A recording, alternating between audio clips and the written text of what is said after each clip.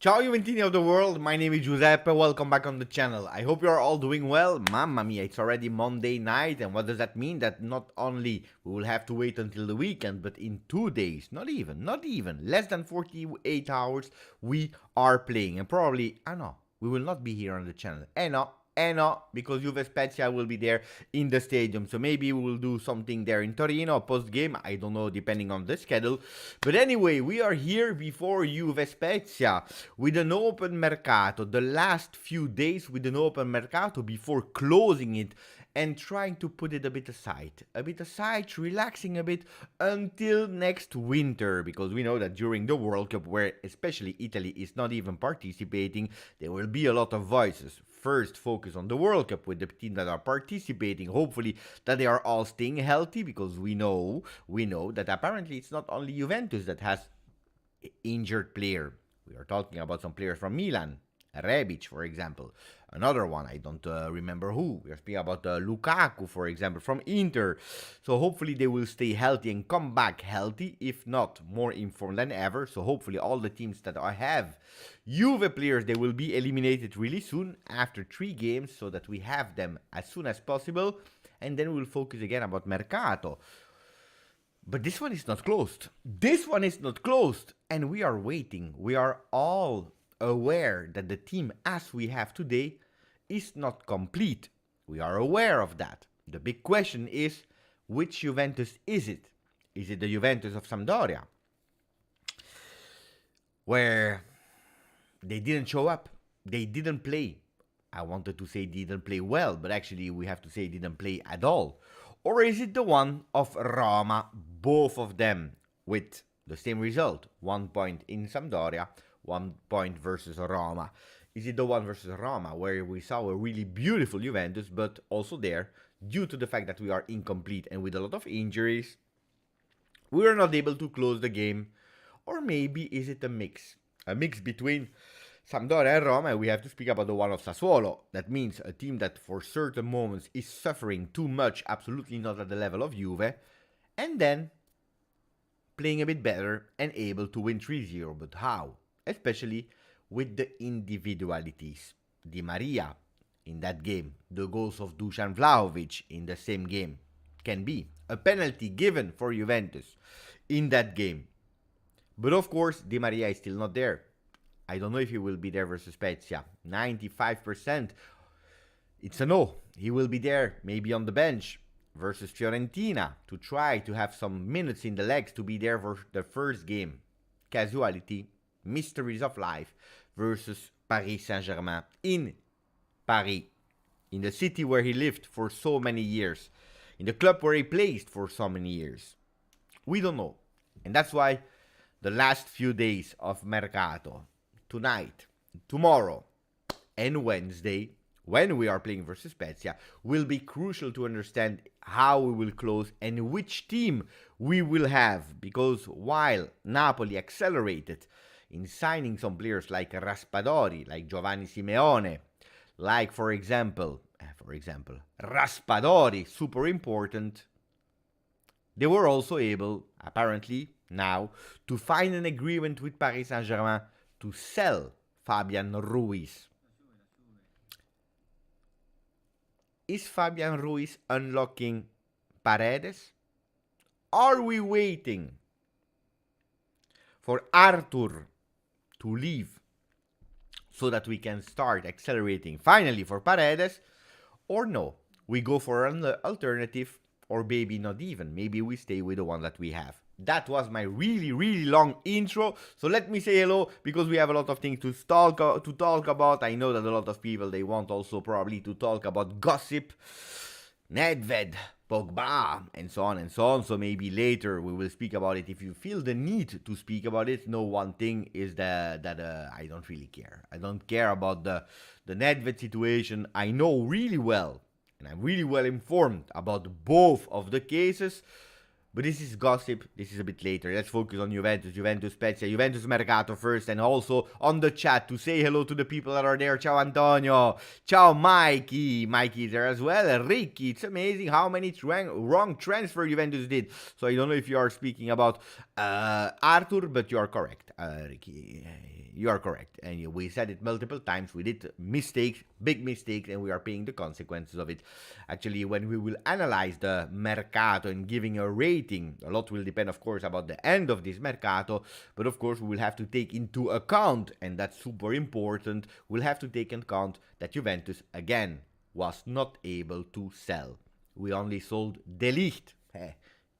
I can sell De Ligt, Everyone can sell De Ligt, but were we able to find solution for the other players? Apparently at the moment, no. Ciao Pal, ciao Tariq. Hey, he's asking if everyone is doing well. Ciao Ben, Calcio Ben, that is saying, hi everyone, glad to be here tonight, hope everyone is healthy. Ciao Beppe, hope all is well. Look at that, the people are asking if everything is doing well, if everyone is doing well. Muhammad is asking if I am doing well. Bonsoir mon frère Beppe, bonsoir mon frère Muhammad. Ciao Vincenzo, ciao Alci, ciao Juve, Stavros is there as well. Maric, Navek, ciao Beppe, ciao Navek, ciao Marvin again. Ciao Beppe, Puma messed up with a Swiss shirt with a calendar design. A lot of shirts of Puma were really ridiculous. Luckily, it's the last one of Italy with Puma because it's really a disaster. We have the image if you want to later. We can go through that. Rise and Cross, ciao Beppe, ciao all the Juventini of the world. His name is Giuseppe. That's true. My name is Giuseppe. That's correct. Or Beppe, depending how you want to call me. Ciao Steve, Beppe and all the Juventini. Juan Echeveri, ciao Beppe. How are you, my friend? I'm good. You know what? It's really strange. I fell asleep in the couch because today I was live on the Italian Twitch channel speaking about our beloved Juventus. The first team, next gen, under 23, under 19, also the women, was really an intense episode, not an easy one. But because we also had the presentation of Arek Milik and so on and so on. By the way, I want to know from you immediately before reading the message of Nirai, before speaking about everything he wants to speak about. I want your opinion about the first impression you had about our friend Arek Milik in press conference, but also on the field, and most importantly on the field versus Roma. These minutes that he played, is he giving you a good sign that it's a player that will be important for Juventus from the bench? Is he giving you even more hope? Is he a player that can even start eventually with Vlahovic? Today I spoke about that with Enrico Zambruno. He gave me a bit of tips, a bit of insights, a bit of what he was thinking. So is he a player that he can play with him? What about the press conferences? How was he? The backstage video of the training today that I saw where he was scoring some goals and where Perin saved a big ball. So that's what I want to read immediately after continuing to say hello and reading the message of Nirai. Ciao Mohamed. Ciao New York Juventino. Ciao Dav Juve. Antonio. I got off work early so I can actually watch live and participate today. Grande Antonio. So we'll try to read you as much as possible. Bonjour mon frère Sylvain. Ciao Jason, ciao Debutta, Antonio Giacomo, Beppe, what is the Mattias Pogba nonsense? Mamma mia, you know that you want to speak about all these kind of things. So we'll go through it, I know. We'll go through it without making it a drama. Nirai, evening Beppe, Pogba being blackmailed, Nedved and 3 saintly women at the nightclub, and Puma with terrible World Cup shirt. Thank you for your donation, Nirai. Well, what do we start speaking about? First, we start speaking about the comments of Milik, because I already asked the question, and maybe then we can ask a poll. I will ask a poll, not Paul Pogba, not Mattias Pogba. I will do a poll in the chat. So, what do we start with? We start with Milik. That's already one thing. Not too long, guys. 800,000 euro. We will not spend an all evening to speak about Milik, of course. So, Mercato update, Paredes and others. We do it Pogba, or we do it Nedved. What else can we speak about? Juve Spezia, of course. And Juve Spezia. You vote about what you want to start with And speaking about, I will leave it a bit open, the time that we speak about our friend Milik, but of course, Nirai, the 3 topics that you wrote, we will go through them, of course. Thank you for the donation, Nirai. But it's right that you finished it really well with a lull. Yesterday was a really crazy day, crazy night. With all these news, Matthias, I'm expecting in a few minutes probably another tweet from him to understand what he wants to say about his brother. Crazy situation. Absolutely. Thank you for our donation, Nirai. Pogba, Paredes, Locatelli. That's the midfield that Pavel wants to see. Ciao, Thomas Makluf. Just joined. Repeat the intro. And mamma mia, it was a long one. Ciao, Antonio. I would love to keep Rovella if we don't get Paredes. We will speak about Rovella when we will touch the Paredes topic. Ciao, Steve. Steve today, he made me laugh. He made me really laugh. I was on the Juventus Twitch channel in Italian.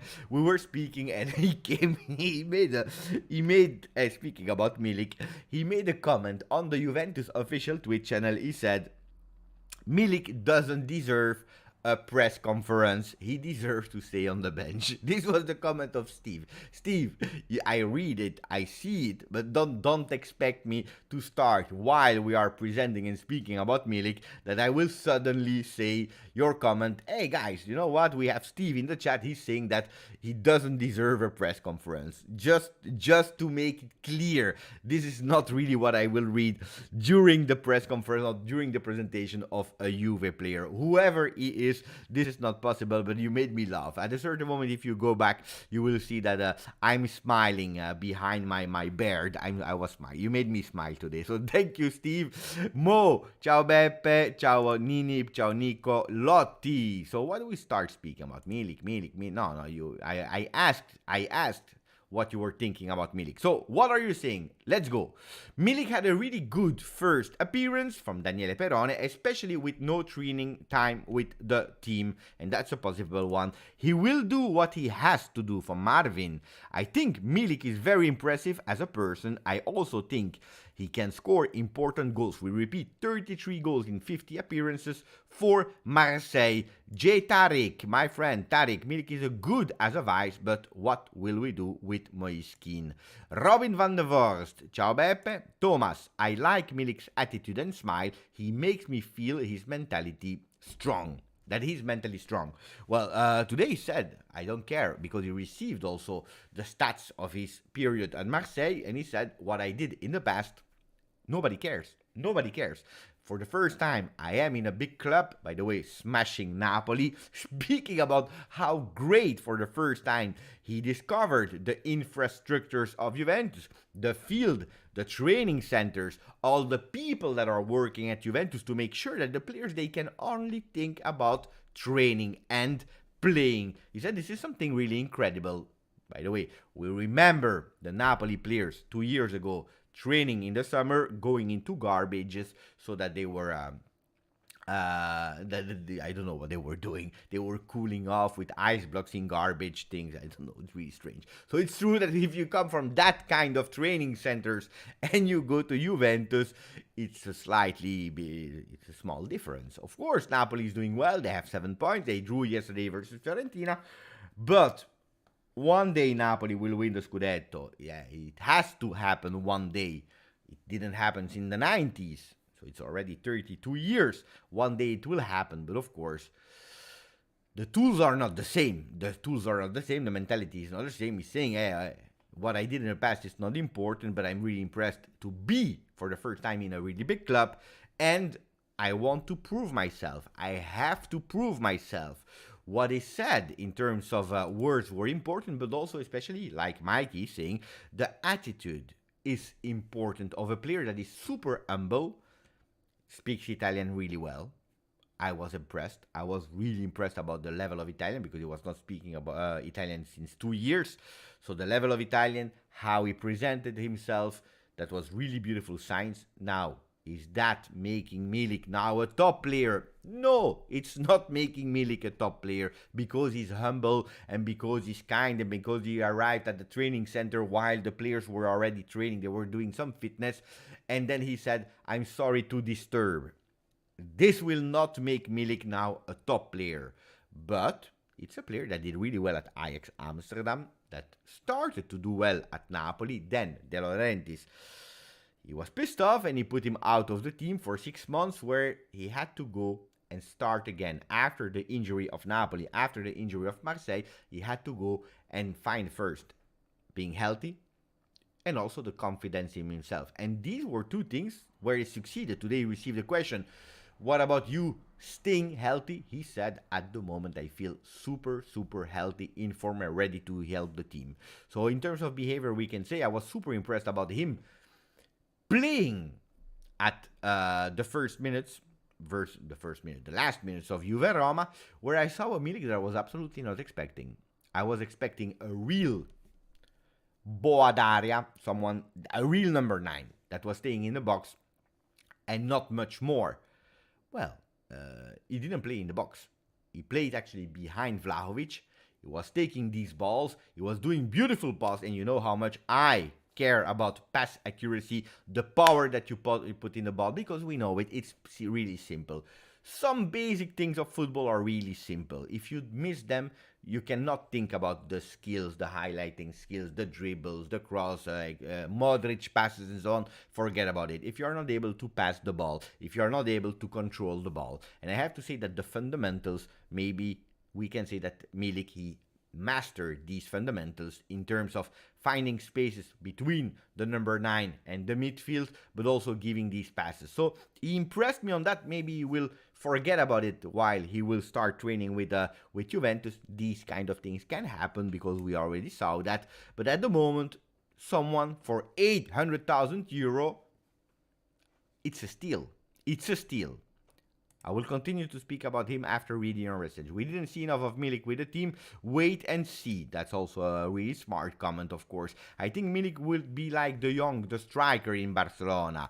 Steve Cano. Milik did good in press conference. He was happy in training. I can see a player that really wants to play for the shirt and is happy. Mature player. Ciao Siamak. Egar, Beppe, what do you think about Cuadrado playing right now? For me, he's awful and about last 15-20 games from last season. He doesn't see his teammates around. Is Soule so bad to sub him for the first time or for some time? It's a really great question. I believe, because that's something also, let me see what you wanted to speak about. 51% want to speak first about the Mercato. I love that, because you could go potentially easily to Pogba or Nedved, but you want to speak about Mercato. But why we will speak about Juve Spezia, I think that Cuadrado will rest. I have always been honest with my opinion on Juan Cuadrado. It's a player that I loved at Lecce, that I loved at Udinese, Fiorentina, that I didn't like that much at Juventus in his first years at Juventus with Massimiliano Allegri. Massimiliano Allegri doesn't see him as a right back. He can use him as a right back in case of necessity, but that's not really the position that Max is seeing him. Why? Because sometimes we know Cuadrado, sometimes he goes totally crazy and he loses a bit of focus on what he has to do, and that can be a problem. So he's using him offensively.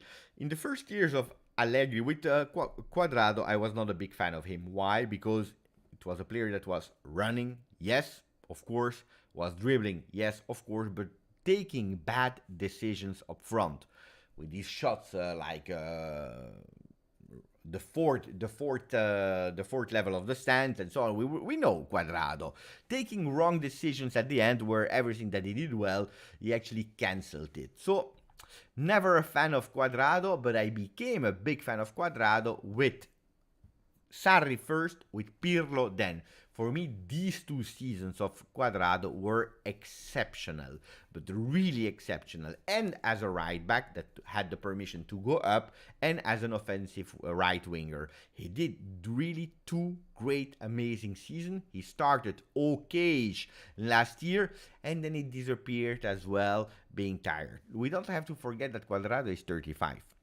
Probably Cuadrado, and I agree with the comment a bit earlier from Egor, but Cuadrado is probably not a starter anymore at Juventus. he's not a starter anymore at Juventus. He's 35. It's last year of contract. It was a player that probably, and we spoke about it in the beginning or before the season, that Quadrado would have had a role of super sub to replace Di Maria, to give him a bit of rest during the games, but also in games, for example, like Spezia, for example. Giving time also to a player like Sule to start feeling the field and so on, and being there in case of necessity. That should have been the role of Quadrado, even if we know that Quadrado, due to injuries, due to this, due to that, suspensions, games that are really near, he's playing a lot. He has always played a lot, and I believe he will continue to do. Speaking about Juve Spezia, I don't believe that our friend Quadrado will start the game. Does that mean that Sule will start? No. I love Sule, you know it. I have always been a supporter of Sule and Miretti. Fantastic Miretti, by the way. Fantastic Miretti. And we said it, since so many years, he's the best product we have there in our youth academy. Sule, really close to. Now we have to say that the maturity of Miretti is standing a lot. When we were speaking 2 days ago or 3 days ago, before the game, before the game, so three days ago, about how Miretti started to gain also some muscles, to become also a player that has the physique to play in Serie A, because we know that it's a different category, playing with the youth of under 19 or in third division. It's a different category, Serie A. It's really a different category, playing versus players like Ndombele last year with Kessier, physical players in the midfield that are really pushing and giving the defenders, like we saw last time from Roma, Ibanez, Smalling, and so on.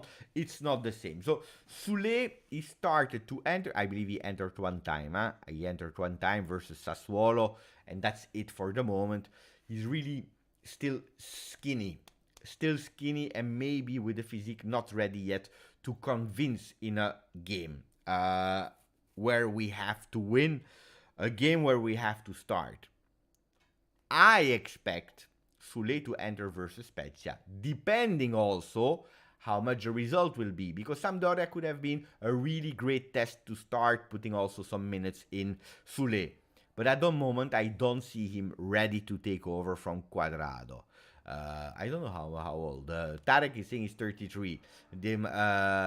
People are saying he's 35, 33, 36. How old is Quadrado, guys? I don't know how old he is. I thought it was 35, but let me check. Yeah, but it's different. Quadrado and Di Maria are different, because Quadrado is a player that is running from, he has always had the run from the back to the up, and this is not Di Maria. So let me check the real age of Quadrado before we start speculating about his age. Let me check. I can be wrong, then I don't know. Let me check. Can we go? Quadrado is 34. You see, he's 34, and he will be 35 in May, so we have some time. But at the moment, he's 34, guys. 34, like Di Maria, but with a different role. Nedved invited me to my next birthday. He invited to your next birthday. Mamma mia, Juan. Bello. So, Nedved is later, because apparently you want to know an update about Di Maria. Wait, hey, Alessio. Mamma mia, I was about to forget Alessio. Mamma mia, Alessio, you should have reminded me. Ciao Beppe, crazy days. I signed up for a football subscription and got a reality TV show instead. Beautiful message. I know what you are referring to. We will talk about that, and thank you for the donation, Alessio. Yesterday it was a reality TV. I know it's the new way of living social media. We know that when we have this kind of news, it starts to become viral. Everyone has an opinion. You are obliged nearly to give your opinion. We know it. This kind of thing happens. The Pogba situation. I know it really well. What has been said, not what happened because I was not there, but what has been said from both parties. The clan of Pogba, Paul, and the clan of the brother. I know even about about Mbappe. Mamma mia, the doctor, the magician, the marabout, the witch doctor. Mamma, disaster. Il marabout. I want the coup to you. This will not happen, Alex. With a lot of pleasure, but it will not happen. At least as far as I know. So we spoke about Milik. Guys, just a few tactical things. I believe that soon we will see Milik in a 4-4-2, waiting for the team to be ready. We have to do two kind of situations. The first one is with Angel Di Maria and Paul Pogba, where Juventus will really go for a 4-3-3. This is the intention, that this is what we trained in pre-season. This is what Allegri will work on. But there is another solution. It's when Di Maria, that will not be able to play all the games, injury or no injury, we knew that he would not be there for 100% of the games. When he's not there, we could potentially go towards a 4-4-2 with a Filip Kostic on the left side, with a Cuadrado on the right side, and maybe Cuadrado in a 4-4-2 without the same request as a 4-3-3. We'll do something different. Cuadrado on the right, Kostic on the left, then two fullbacks, whoever you want to put there. It could be that we go with a Milik and a Vlahovic on top. That could be a solution. I'm not telling you I'm a pro of that solution, I like that solution or not, but it can be an alternative. So Milik can be the bench player that comes and substitute Vlahovic, can be a player that enters and change the way we play while we are playing, and could be in some games a player that is giving a different tactical solution. In a 4-4-2 could be potentially really scary also for Kostic, mamma mia, for Kostic to go and try to be a bit more precise with his crosses, but not only looking for Vlahovic, because Vlahovic, we know it's always man-marked by two people in the box, but also having another physical player, a big player, because he's really big, that can offer diverse solution where the defenders will not be enough to man-mark two of them, because it's already really hard to man-mark a player like Vlahovic. But if they know that he's the only one, and we know it, we saw it, when there is only Vlahovic, they know who they have to man-mark. Except of him, you have Kostic on the cross, you have Cuadrado on the right, there is nobody else. So offering this kind of solution in a 4-4-2 could be an option. A three-man defense on paper will not happen. So, you know, when we are looking at the defenders, three-man defense will not happen. But a possibility with a Danilo, more and more seen by Allegri as a player that can play in that center defensive role, with Bonucci, with Bremer, could happen with one out of Alexandro or De Sciglio that could play on the fullback roles, so that they can go up and down, forming a three-man defense in possession. Attenzione, a lot of tactical possibilities. We will go, because you said that you want to speak about Paredes, so we'll give you an update about Paredes. Thank you, Mohammed. Thank you for the donation, buddy. Since we are already losing points using the experienced player, I believe there is no argument in inserting youth. If we win only. It's a good one.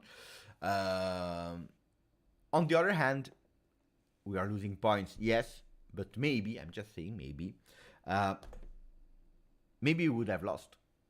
If you play with a Sule, with a Ravella, with a Miretti from the beginning, maybe we would have lost. We don't know, because at the end we did 1 point versus Roma, 1 point versus Sampdoria. We are undefeated. We are only, and that's, I don't like to say that, because we should have been at 9 points. That's the reality. We should have been at 9 points, but we are only at -2 from the top after 3 games, without any team in Serie A that was able to do all-in with 9 on 9, because 6 teams didn't win their 3 games, or at least the one on top. We're speaking about Milan, Roma, Lazio, Napoli. Inter has 6. They already lost versus Lazio, by the way. You see, so the question is, and that's a really big question that today I was thinking a lot about. I tried to be a bit philosophical today with my question. I said, guys, is Miretti performing versus Roma thanks to Allegri, that managed him really well. So that means he didn't take him and threw him like that last year. He gave him the time to gain some minutes, to understand that he was starting to be a player from Serie A. Giving him some minutes, more minutes, 4 games as a starter last year without pressure because we were already qualified in Champions League, so nothing wrong could happen with him as a starter. Don't forget that he already played now 10 games in Serie A, 4 as a starter last year, 1 this year versus Roma, 5. Is it thanks to Allegri that gave him the time? And actually, we are always impatient. But actually, it went really fast. He just celebrated 19. He came from the youth system. Last year, he was promoted from under 19 to the under 23, where he was playing in 2 different teams. Under 23 in a 4-4-2. And then he went to the under 19 in a kind of 4-2-3-1, where he was playing a bit more offensively when he had to play the Youth Champions League. Is it because of that? Or is it because Allegri is stubborn and he didn't see that he had to trust Miretti earlier? We don't know. And we will never know. We will never know the answer on that one. Then, I don't agree, because knowing a lot of players like Ake, like Sule, now I'm watching the under 19 with Kenan Yildiz, that did a really beautiful game, a perfect game. I saw Turco, and I spoke about Turco to you. I already told you about, write the name, Hassa, really great player of under 19. I saw the one of under 23 already. So we have already some players, but give them time to arrive. Give them time to do the journey. And the journey doesn't have to be really long. But I believe that we have a case where a lot of people are criticizing Allegri. On the other hand, we have 2 players from the youth system in first team that are playing. And I'm not speaking about Sule, I'm speaking about Miretti, I'm speaking about Moise Kean, because a lot of people, they forget about Moise Kean. People are telling me, Beppe, vote for Miretti 2022 Golden Boy. I went there in Tuttosport, because Boiti, he tagged me on Twitter, I went there, but the votes are closed, and he didn't win. So votes are closed, it's already over, you can't vote anymore. The one that won with 55%, it was someone else, I forgot. But he had like, how many? 3,000 votes on 627,000 votes, so something crazy. But there was one that won with 55%. Incredible. Incredible. So, that's the big question. Is it because Allegri, he took him and he knew not to throw him too fast? Because it's not only the field, it's the media, the journalists, the supporters, the mistakes that you do, all these kind of steps, and then it's yourself as well. How many times did we say that the young players that we all wanted, like Dragusin, and all these players, they were not ready, because after they leave Juve, they disappear. They disappear from Earth because probably they were not ready. Like Felix Correa. Do we still speak about Felix Correa? I never heard his name anymore. Felix Correa. Recent examples. One that will succeed as well is Conny de Winter. Allegri last year, not this year, he said, Mamma mia, that's a really great player.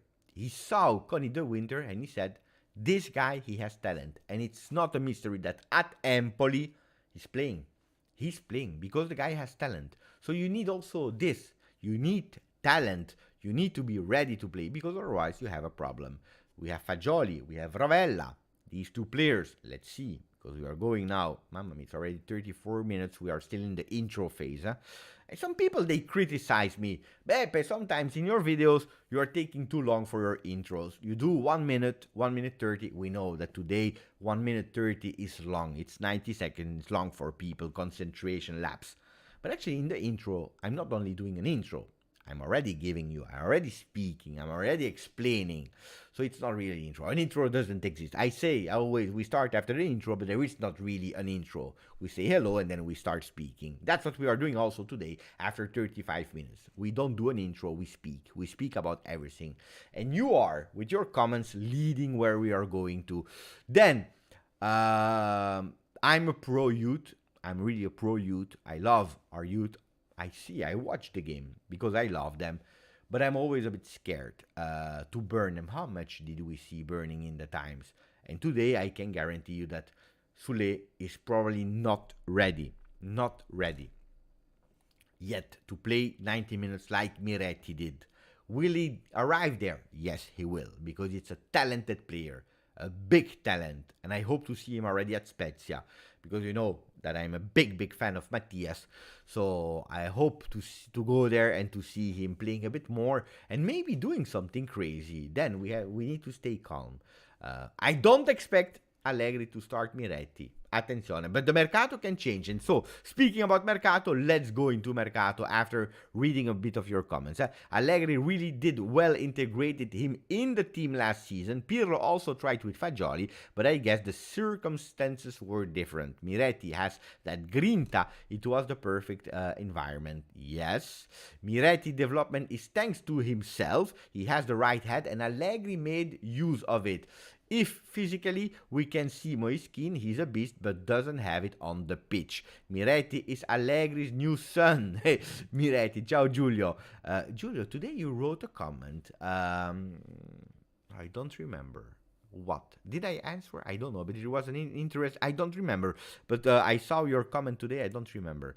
Antonio, I like all the young boys, but I feel like they are just solid starters in a mid-level team. Miretti is the only one who can be a starter for Juve for the next 12-15 years and be a legend. I like that comment of Antonio, because this is what I always try to explain and to say. We come from an era where Juventus never invested in youth. Can we criticize Juventus? Yes. They were too late in starting in seriously investing in youth, in seriously believing in youth. They were waiting for that magical thing that happens one time every 25 years with Claudio Marchisio. And that's it. And that's it. Yeah, you will tell me Giovinco. Giovinco is a hero in Toronto. There is a reason why he was a leader in Toronto and not at Juventus, guys. Seriously. Pinsoglio, there is a reason why he's third goalkeeper at Juve and not the starter at Juventus. How much of the youth system? Moiskin. That unfortunately, sometimes here, it's not 100% because he has the qualities. He already showed it in a club like Paris Saint-Germain, but also at Juventus. But waiting for this, it was about Nedved, Giulio. Waiting for 25 years every time, it's only magic, it's only luck. Now they invested and we start seeing it with a Fagioli. Fagioli, great player, probably not as ready as the other ones. Probably also because Juventus understood that we are with too much and we don't want him to get injured. We don't want him to have false hope, but it's still a prospect that we are trusting. Giving him maybe some playing time in Cremonese or Sampdoria, in a team where he can play game in, game out, he can come back stronger because he had a really beautiful season in Serie B. Rovella, attenzione, because he already played 45 games in Serie A. At the moment, if we have to do a ranking, I see that Rovella is the most experienced one of the three, with 45 games, an intelligence, really great regista, qualities that the other two doesn't have in terms of that central role position. Rovella ready to play. Is he strong enough to play Juventus, Paris Saint-Germain as a starter? Not yet, but a smart player, a good player, probably also him, a bit too light for Serie A today, but a really great player. Then I put you Fagioli, because he had the experience of playing with Cremonese. He comes from our youth system. He knows Juve. He loves Juve. But he's, for me, the one that is behind. That doesn't mean that he's not good. He is behind. On number one, I put Miretti. Why? because Miretti is that gift that you were not expecting. The talent that you grew up because you were lucky that he was born in Torino, that he signed for Juve when he was a baby, that he loves Juve, that he grew up, that he has the talent, and that he's ready. Some people are telling me with Paredes he will never play anymore. I know. Miretti will play. He will play. He will play. The guy is strong. He's good. He's smart. He can play between the lines. He has that control. He has the shot. I'm expecting really soon a goal from Miretti. I will even go that far. Because Miretti, the first game he's playing with under 23 in third division, the first game he's playing is going immediately on goal. It's the one that has the goal. He has the shot with his left, with his right. Attenzione. Last year was that close to go for the goal in his first game as a starter, I believe. Attenzione for Miretti. I really believe that Miretti, with 2 years less than the other ones, is a step ahead. He's really a step ahead. Steve, I like Allegri is doing good with Miretti. Let him playing, but even protecting him when so young. He give him chance, and Miretti is taking his chances good. And trust from Allegri. Well, this is what I was a bit saying. Knowing Allegri, ciao Anthony Trimboli, from Turks and Caicos, mamma mia. Knowing Allegri, I would not be surprised. I would not be surprised if he's not playing versus Spezia from the beginning. Let's start speaking about Paredes, and then I will explain you what I believe about Rovella maybe starting or not. So, what about Paredes? Paredes, the last news that we saw about Paredes is this one. Let me go and let me try to show you. It's this one. You will tell me, Beppe, this is Arthur, this is not Paredes. I agree with you. The thumbnail. And this is what you voted. Huh? So you said, first, Mercato update. 2, Pogba. 3, Nedved. 4, Juve Spezia. You know what? It reflects a bit the time we are living in. Give me about dream, the Mercato. This is what we love. Then tell me a bit about gossip. We love gossip. Then we speak about the game. I would have had a YouTube channel 10 years ago. People would have told me, speak me about a field. Speak me about Juve Spezia, because this is important. Juve Spezia, not the Mercato, not Pogba, not Nedved. Anyway, we have to adapt with the times we are living in. No criticism, it is what it is. Ciao, Daniel Prusak. So, you tell me, Beppe, this is not Paredes, this is Arthur. Well, we have too many midfielders. I repeat you every single day since 2 months, 3 months, 4 months. We have too many. At the moment, who left? Ranocchia. Pogba entered. Ranocchia left. Ramsey, we terminated the contract even if he was not even there in the last 6 months of last year. He was not there. So, we made mistakes. Earlier, Ergo was saying, look at all the mistakes that we did. We did. Arthur is one of the mistakes. One of the consequences of mistakes we did. Cristiano Ronaldo, the money, the salary mass, and so on and so on.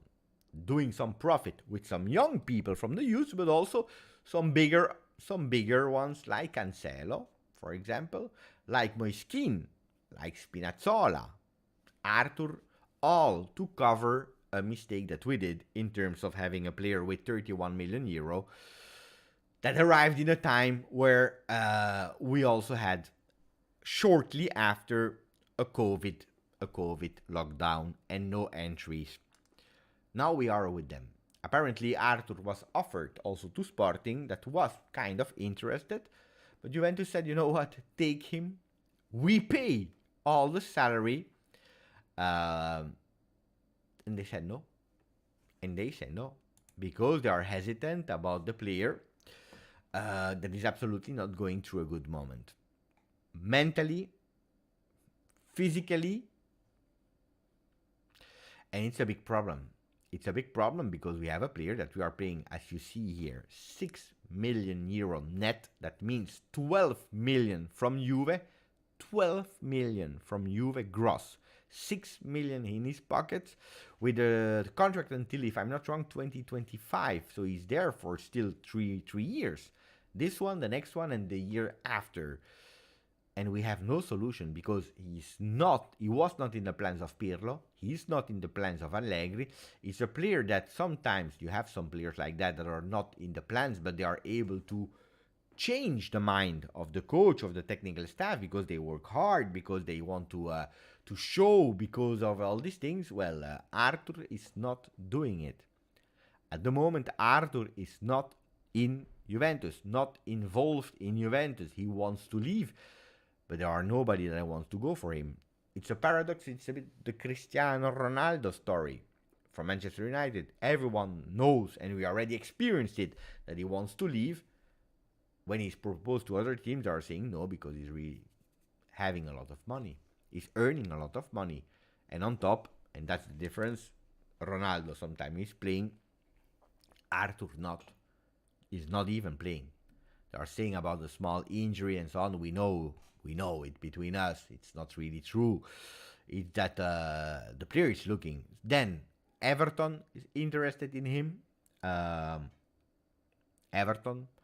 There is another team from Premier League that we spoke about this morning. I forgot.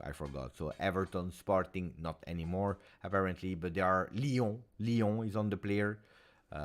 Is my microphone too low? Let me check, guys. I will try to check for you.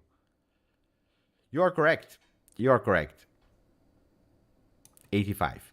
Guys, when you hear me that my microphone is super low, let me know. Because what's happening, I don't know how to solve it. Going aside again from Mercato, I don't know why. My computer, if you go to sound setting, I put it at 85 volume. That's a great volume, because if I put at 100, then you hear, like a boo, boo, boo.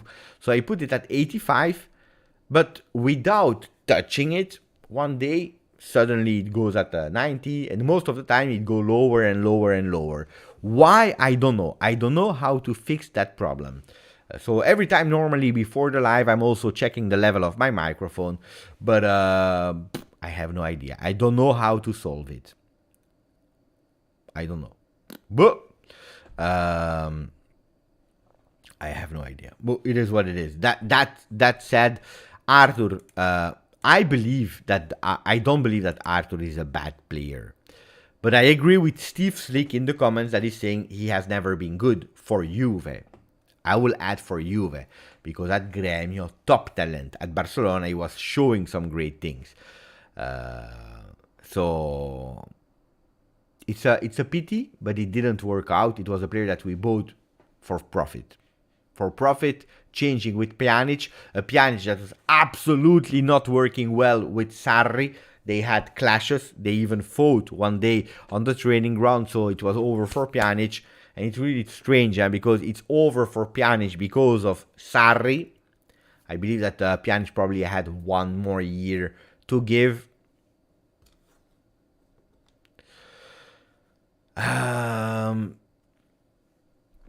But anyway, not more than 1 year, not 2 years, not 3 years. So anyway, we should have found a solution for Pjanic anyway in the future.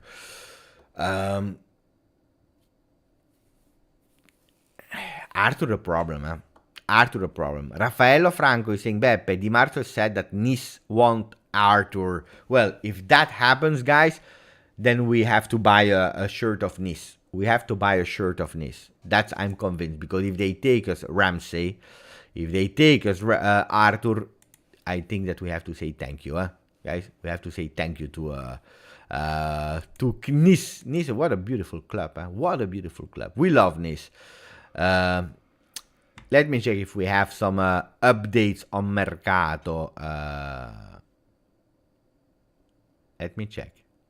Well, we're going here. Look at that. The beautiful edit already from Colo 99 that is going with Paredes in a Juve shirt. And why am I speaking about that? Mamma mia, who do we have here? In not a post-game live, but this time a normal live in the evening, we have Softage that is coming. He's renewing for a 10-month. And he's saying, Beppe, Rovella Grinta is priceless. Let him play. Okay. That's a really big comment, a really great one. I like that because what I saw from Kostic, mamma mia, you see, you confuse me. Softic, Kostic, Paredes, Rovella. What I saw from Rovella, I want more. I tell you the truth, I want more. I'm not sure if today versus Paris Saint-Germain I would line up Locatelli, Rovella, and Miretti. I think it's a bit early, but I want more of Rovella. I believe that Rovella, if we are going here, Rovella versus Spezia could play. And then we change, because we are not going towards that 4-2-3-1, but instead we will go towards this Miretti on the bench. I know that you will be pissed off, but I know the coach. I know the coach really well. I believe that Rovella could play here with Rabiot going back on the left, with Locatelli going on the right. Could be. I don't believe that Cuadrado will be a starter versus Spezia, but I have a problem because I don't know who can start on the right side. If it's not Cuadrado, if it's not Di Maria. I heard that Danilo could go back on his original position. Maybe it's time for Sandro to rest with De Sciglio on the left, and then you will have probably again Rugani here, and then we will see how Rugani and Bremer will play again versus Spezia, with the fear, of course, of not finding our midfielders anymore like we did versus Sampdoria, because versus Spezia I'm expecting a Spezia that is going all behind the ball, so it can be a dangerous one. So I don't know if Cuadrado will continue to play, because then we have Fiorentina and then Paris Saint-Germain, or finally we'll take a rest. Who do we play on the right side? If Rovella is playing here, who do we play? You tell me, Beppe, this is a solution. Soulé is a solution, but I don't believe he will start the game. Maybe we'll see again, and I believe it's a wrong choice. We could see potentially McKennie. Or we go crazy, and that could be a solution. We go crazy and we play like that. That could be something totally crazy. Attenzione, guys, I didn't prepare it. I went like that. So what does that mean? That we have rotation of the center back, because we have Rugani, we have Rovella, we have Moiskin, we have 3 new players. Rotation of 3 players. No, 1, 2, 3, 4. 4 players rotation. Could be something, eh? Could be something. Guys, we will not speak too much about that now. But what I was telling you guys, is, the thing is, I don't know if Rovella will still be there on the 31st. Because if Paredes, and he's here, Paredes, if Paredes arrives, that means that Rovella goes out. If Rovella goes out, Paredes will not play versus Spezia, because it will never be on time. So what am I expecting? Again, a Locatelli here, and probably then Miretti will continue to play. Where's Miretti? I'm looking for Miretti. So this is what I believe, if he's out, that we can play potentially like that. Without Rovella, because he has gone. It is what it is. Beppe, if you could line up Juve for next 5 games, I would seed up all the midfielders and let Miretti, Soulé, Rovella and Fagioli to show themselves. Yeah, but no, because it's beautiful, and I love what you are saying, and it's a beautiful dream. But I can guarantee you that Fagioli is not ready for the 5 next games. What are the 5 next games? Out of memory, eh? Spezia, Fiorentina, Paris Saint-Germain. Then we have, I don't remember by heart, but Salernitana, if I'm not wrong, Salernitana. Wait, let me check so that I have the last one. I'm not sure if it's Monza or I don't know. Fixtures. Salernitana and Benfica. So that means that you are lining up how much? 1, 2, 3, 4. 4 youngsters lining up in the starting 11, and you are potentially throwing up your qualification in Champions League, you will crush them because it will be their responsibility. And a lot of people, and we have people like Red, from supporter from Liverpool here, but a lot of people spoke to me about the great players from Real Madrid, Tchouaméni, Camavinga, and Valverde. A lot of other people, they spoke about Dortmund young players academy, Chelsea young players academy, about a lot of teams young players academy. But what we have to keep in mind is that these players, they arrive in a perfectly oiled system, and they arrive and they can be even inserted really fast in a 10-man that is working already really great, and you have that young player that is giving a chance without responsibility. I remember Dortmund players, when they had that young kid, I don't remember the name of that young kid, that is a phenomenon, by the way, really great from Dortmund. I remember an interview from one of the other midfielders. They said, we will make sure that we work even harder so that the guy is feeling at his ease, that he will feel really well in playing in that midfield. No, it was not Holland, guys. Was it Jude Bellingham? I don't remember if it's... it was not Mukoko. But, you know, these players, they were in the perfect condition to give their best. We have problems in our midfield. We are still looking for the best midfield we have. Then, if you tell me, Beppe, Pogba, Locatelli, and you insert Fagioli, I say, yes, I agree. You say, a working Rabiot, a Locatelli, and a Miretti, I tell you, okay.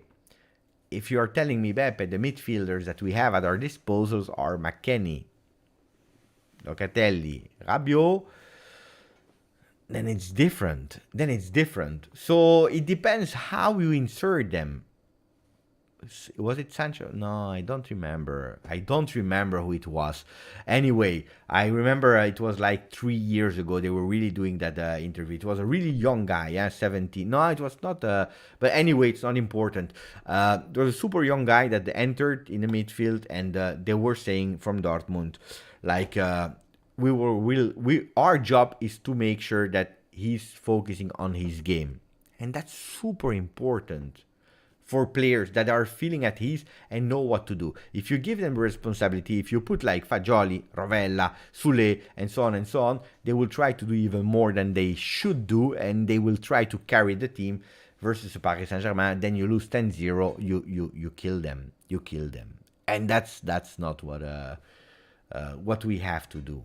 My opinion, now, of course, I can be totally wrong. I'm not the coach, guys. That's a fact. I think Allegri needs to look at 3-man defense again. Bonucci, Bremer, Danilo. This will work out well for us since both Bonucci and Bremer play better in a 3-man defense.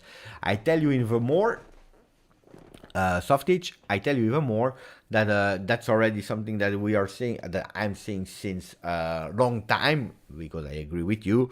And that I continue to say, I would love, because it gives you a lot of benefits. I'm not saying at the end of the season when everyone is potentially ready. Because if you are playing, and that's where we are going towards, if you are playing with a full team, a really full team of the players we have,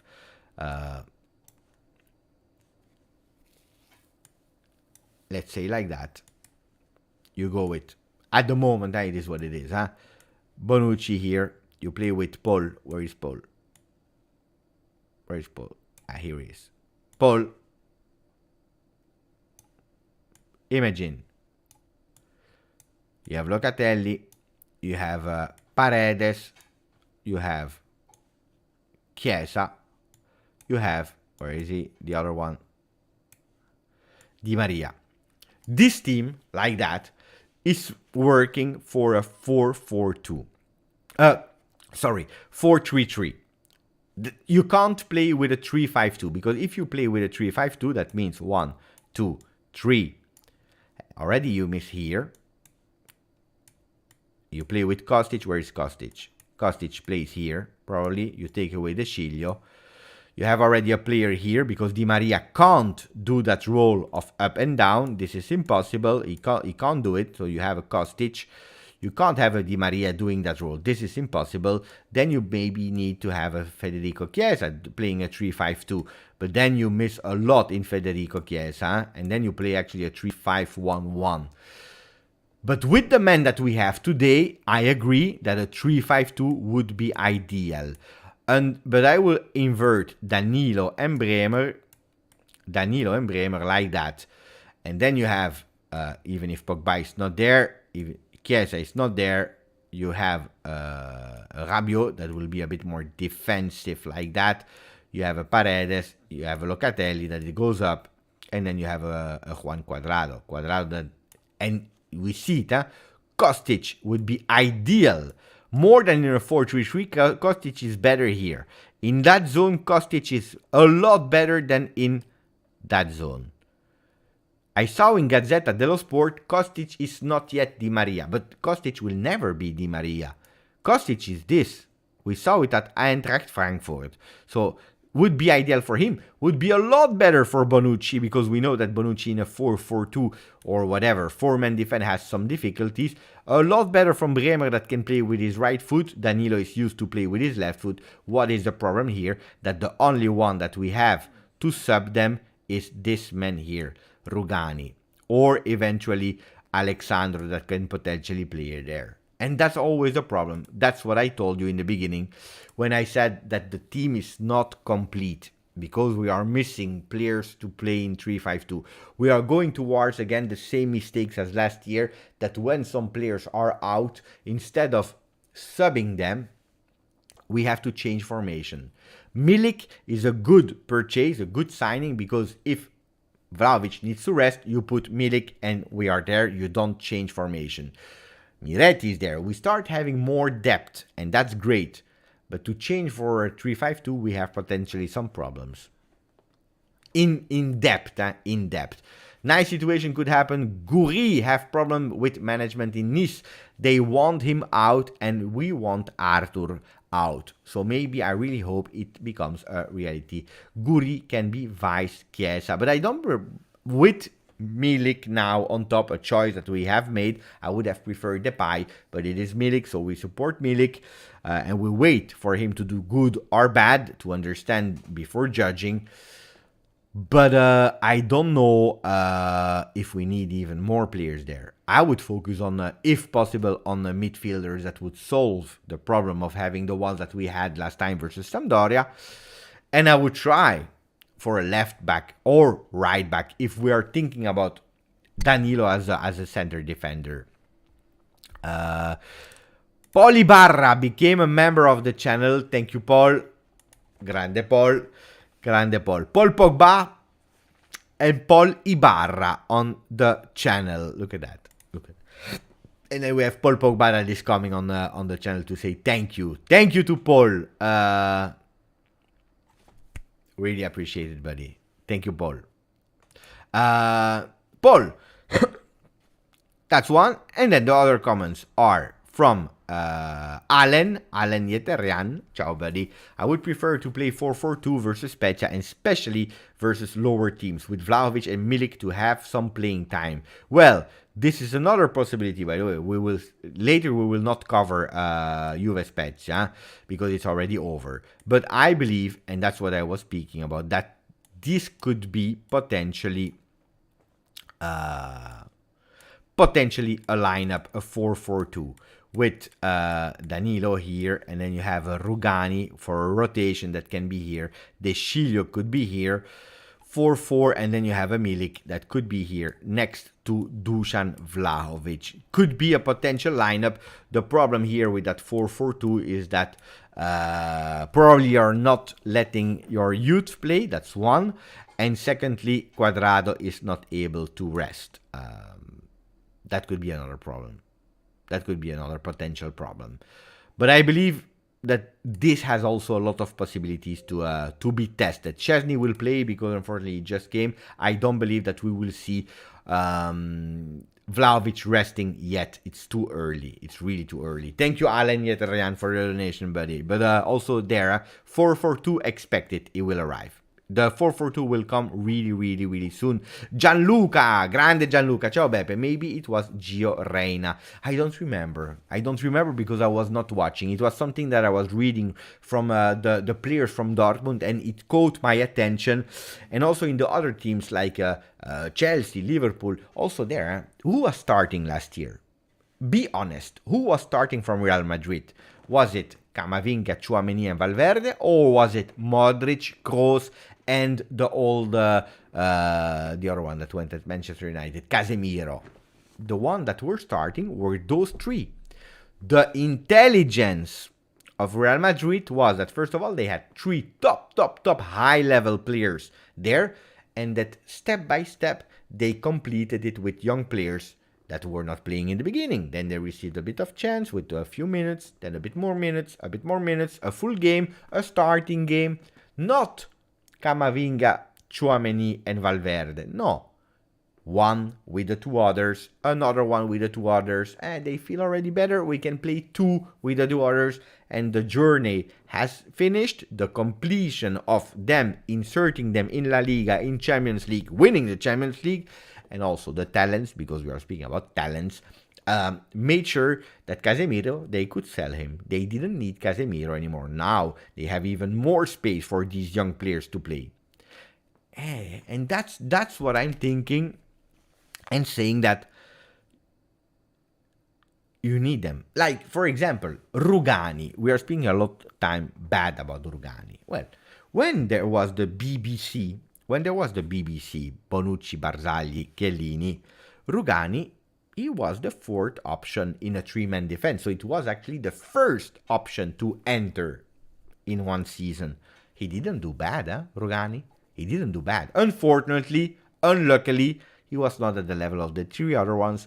He was happy to be on the bench, and he never showed and fought hard enough to win and to be the successor of Barzagli, or of Chiellini, or of Bonucci. And he was happy without that grinta, because Rugani is a player that doesn't have maybe the ambition to be a starter. And that's a real pity. That's a real pity, because then you have to take your chance. When your chance arrives, you have to take it. Zaki. Ciao, Zaki. When everyone is fit, because of his age, I think with his skill set, Cuadrado will benefit the team when come off the bench. As for the youngsters, you need balance. Well, that's what we were saying, the balance about Real Madrid, the balance of other teams that are able to insert them gradually. So I totally agree with that. Otherwise, guys, playing with the shirt of Juve, you like it or you don't like it, the pressure is not the same in Italy. The pressure is absolutely not the same. You're doing a 0-0 versus Sampdoria, you're doing 1-1 versus Roma, everyone is super angry. We are trying to point fingers. Allegri out, this one out, Rabiot out, this here out, Vlahovic is not scoring anymore versus Sampdoria. What has Vlahovic? Vlahovic is sad. Vlahovic hates Allegri. Then he scores immediately versus Roma, that free kick, and he's super happy, and he's giving kisses to everyone. So you see, and it's normal. It's normal because your name is Juventus. Not a lot of people that have the pressure. I remember the story of Isla, that then went at another club, and he said, guys, I was not ready to play at a club like Juve. I was not.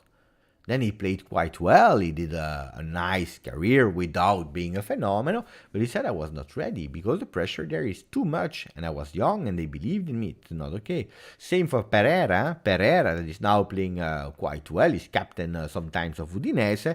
Same for them. They arrived really young and they couldn't have that pressure. They couldn't. Bentancur, that we see is playing well with Tottenham. Playing at Tottenham is not the same as playing at Juventus. At Tottenham, you have a lot less pressure. Of course, you have a crazy content now that is putting you pressure, but a lot less pressure from media and so on when you're Tottenham, because they are used that you're never winning any title. They don't care. They won't, but when it will arrive, it will be the exception to the rule. While at Juventus, when you don't win, it's that's the exception to the rule. It's totally different, the mentality that you have. What about Gatti? Well, Gatti is the same thing. I saw a lot of people. Thank you for the donation. Wait, I will come back on Gatti first, but Quadrado, yes, I believe that this year that should have been his role, that super sub role, and unfortunately he has to play. Unfortunately. So thank you for the donation, Zaki. What about what was the question about Gatti? People, I want Gatti to play. Gatti. How many times did I see the name of Gatti? No, I didn't forget about Gatti, guys. I didn't forget about Gatti.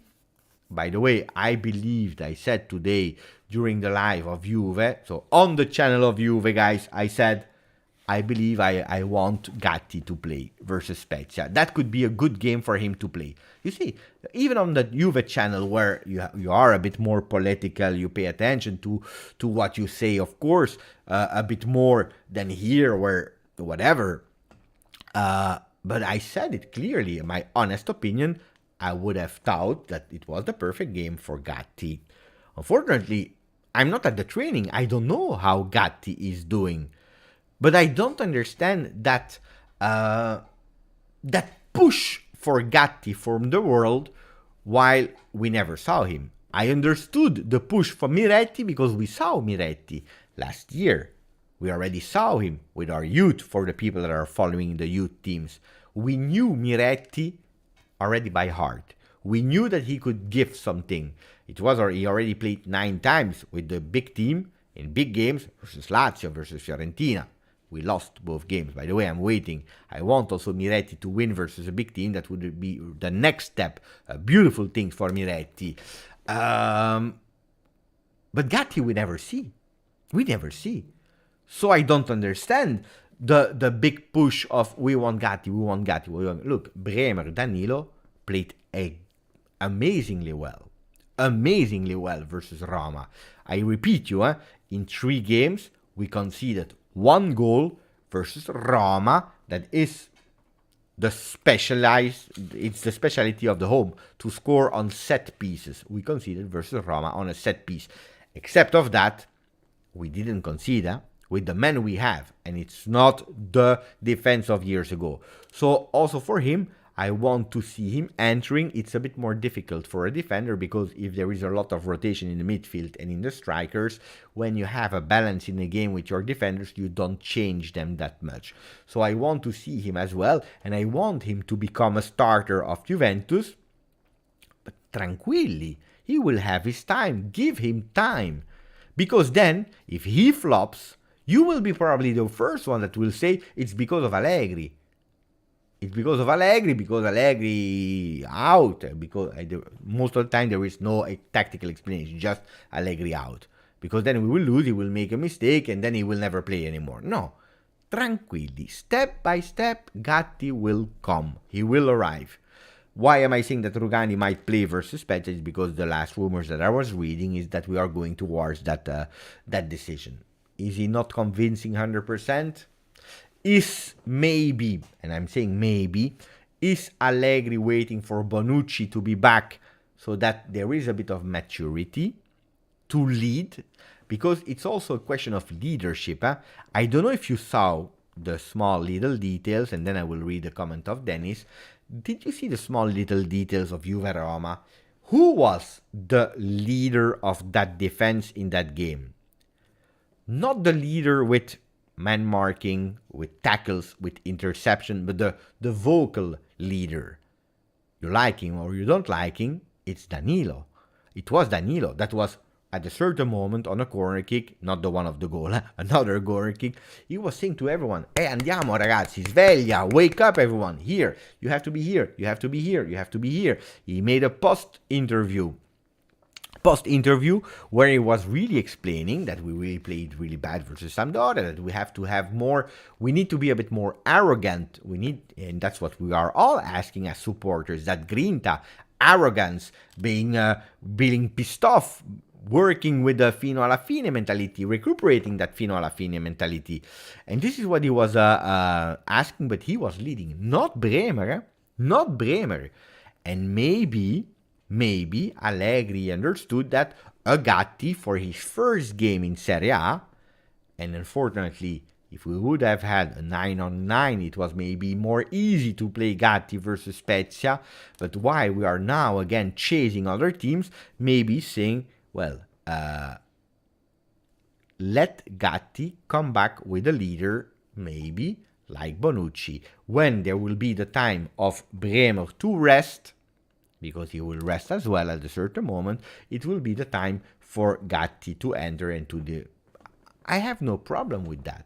I have absolutely no problem. I'm not in a rush situation of andiamo, let's go, I want Gatti. Why? What will it change in my life if we have Gatti or if we have Rugani? As long as we don't concede. That's important. Dennis Grandedin, good day, Beppe. Hope you are well. Can you touch on what's going on with Nedved and Pogba? Controversy, Forza Juve. Hope these things will not cost us. But I think it's time. We spoke about Paredes. So, just to recap, what about Paredes? Because we didn't even recap it. So here we are. Here we are with Paredes. At the moment, the formula is blocking the arrival of Paredes. Important details must be defined. Di Marzio is saying the Bianconeri still want to get Leandro Paredes on loan from Paris Saint-Germain with an option to buy, but the French club keep insisting on an obligation to buy that could be easily reached, which Juve would unlikely accept. So no. In fact, the Turin club would at max accept an obligation to buy that would hardly be reachable. For Juve, there would be a B plan, Douglas Luiz from Aston Villa, but the deal is very complicated and Allegri would only want Paredes.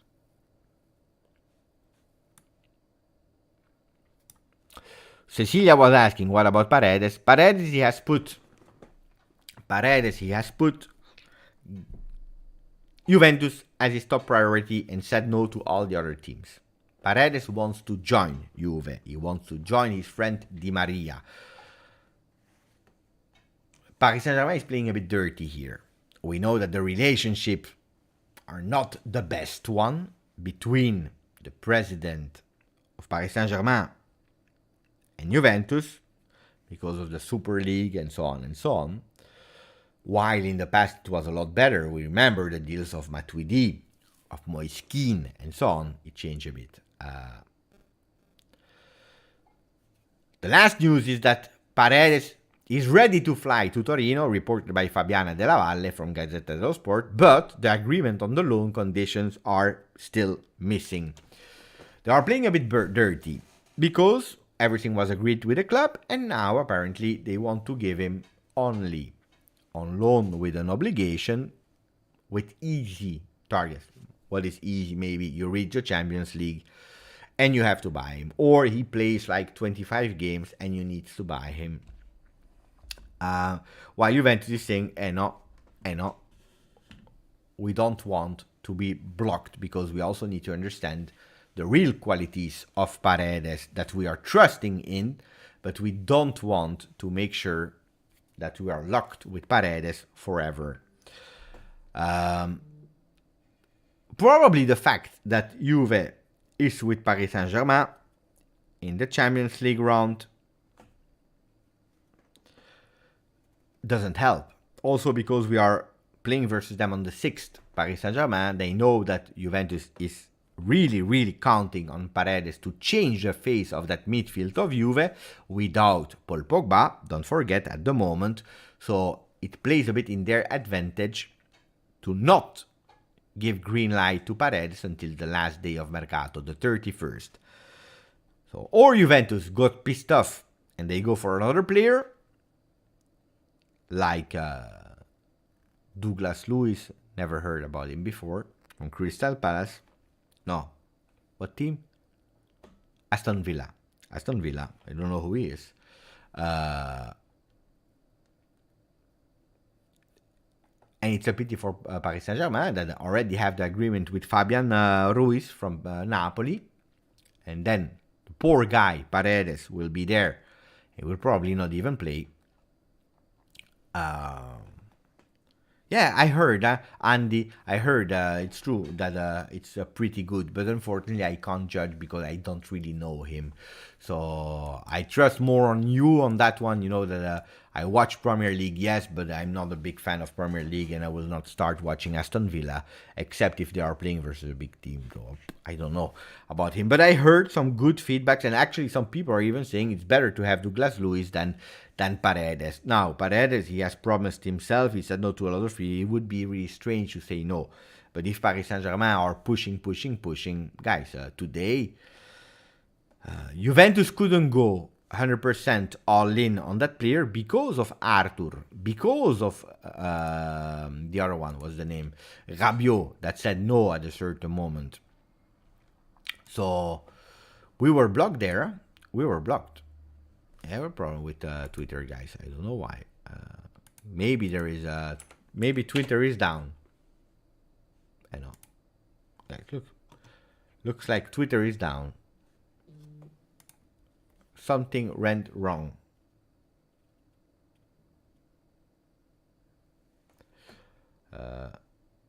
On mobile is working. Here not. Seriously, yeah?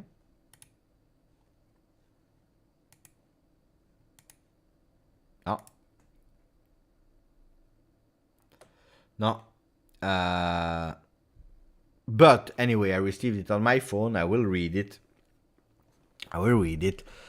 There is an issue for Edouard Michou deal between Paris Saint-Germain and Sunderland. It was agreed also with player already at the stadium last weekend, but Paris Saint-Germain wanted to add a new last-minute clause in the deal. Not accepted. Michou is now returning to Paris to train with Paris Saint-Germain. You see? Crazy. Totally crazy. Totally crazy. Paris Saint-Germain is crazy, but what do you want me to say? It is what it is, guys. It is what it is. My Twitter is down for 10 years, Aldo Bonasso. It's down. Twitter is down. Mamma, I was expecting some news there, but if it's down, it's down. Ciao. Miretti is in the chat. Grande Miretti. I will come back on the message of Dennis. So we are waiting. But if Paris Saint-Germain is doing cheeky, like Radovan is saying, what do you want us to say?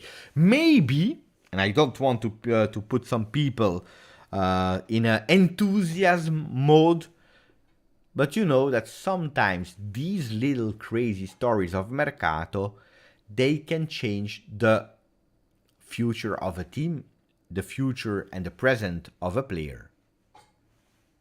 If Paredes collapse the deal, if it collapse, maybe Ravella stays. 100% Ravella stays. If you don't go for another player, Ravella stays, and then he plays. And I believe that a lot of supporters will be super happy. I would be happy as well to see Ravella playing for Juve. Will it happen or not? That's a really big question. I don't know. It will be hot, decisive hours. But again, with the management we have, with the new management we have, I'm sure that they will not accept Paris Saint-Germain. They will not accept their crazy ideas. Look, Ryan is saying we don't need Paredes and Douglas Luiz. We have Ravella. Ravella and Zakaria will stay. Zakaria will stay. Yes, that's a fact. So let's wait. Maybe we have some other news a bit later. Otherwise, it will be tomorrow that we will know a bit more. He's ready to go. I would be sad for him. On the other hand, guys, I don't know. Pogba and Nedved situation. Can I explain it a bit? Yes, I can. I can explain. It's quite easy. Ciao, Federico. Federico is in the chat. Well, Champions League changes everything for Paredes. If Paris Saint-Germain is doing it for Edouard Michou, I believe it's just because I don't know. They woke up and they don't care. And Nini be saying Paris Saint-Germain with a dollar sign. They don't need money. Yeah? They don't need money. Chervin said he even traveled to Sunderland. It's true, huh? In the weekend, guys. So Pogba situation. Let me check if he tweeted something so that we have the last update. No, he didn't. Okay, so I am up to date with what happened. What happened is that 2 days ago, Matthias Pogba, that is the big brother of Paul, he created all accounts on TikTok, Instagram, Twitter, and so on. And he came with a really, really strange video of him in a really strange environment with some papers. And he made videos in French, in English, in Spanish, and in Italian. The same text. I listened to the 4 of them to understand if there were some differences. It's the same. He said the same. Basically, he said, follow me, subscribe to my accounts, because soon I will come out with some big revelations. I will explain something about my brother and his entourage. The agency of Mino Raiola, that is now led by Raffaella Pimenta, that he's considering as his agent, his lawyer, but also like his second mother. And then he says, as if you needed more than one mother. Already. I will speak about my brother that failed at Manchester United, that did a documentary that was rated 1 on 10. So there you understand already that he will not say nice things about his brother, because he's already speaking about the second mother. He's speaking about the documentary. I have no idea why.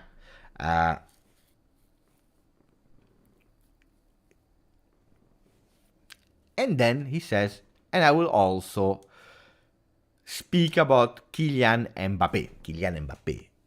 Boo. The first initial thoughts of me trying to understand is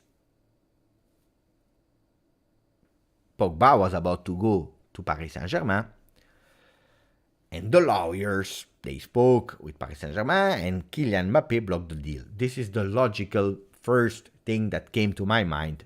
Mbappe blocked Pogba to there, and he's faking now that he's happy to go to Juve. I said, that's annoying, because he said the people from Juventus, they need to understand, and so on and so on. No, this is not what he wanted to say. Because the day after these videos, where he didn't say what he wanted to say, the day after, there is in a journal of France a leak of the report of Pogba to the police.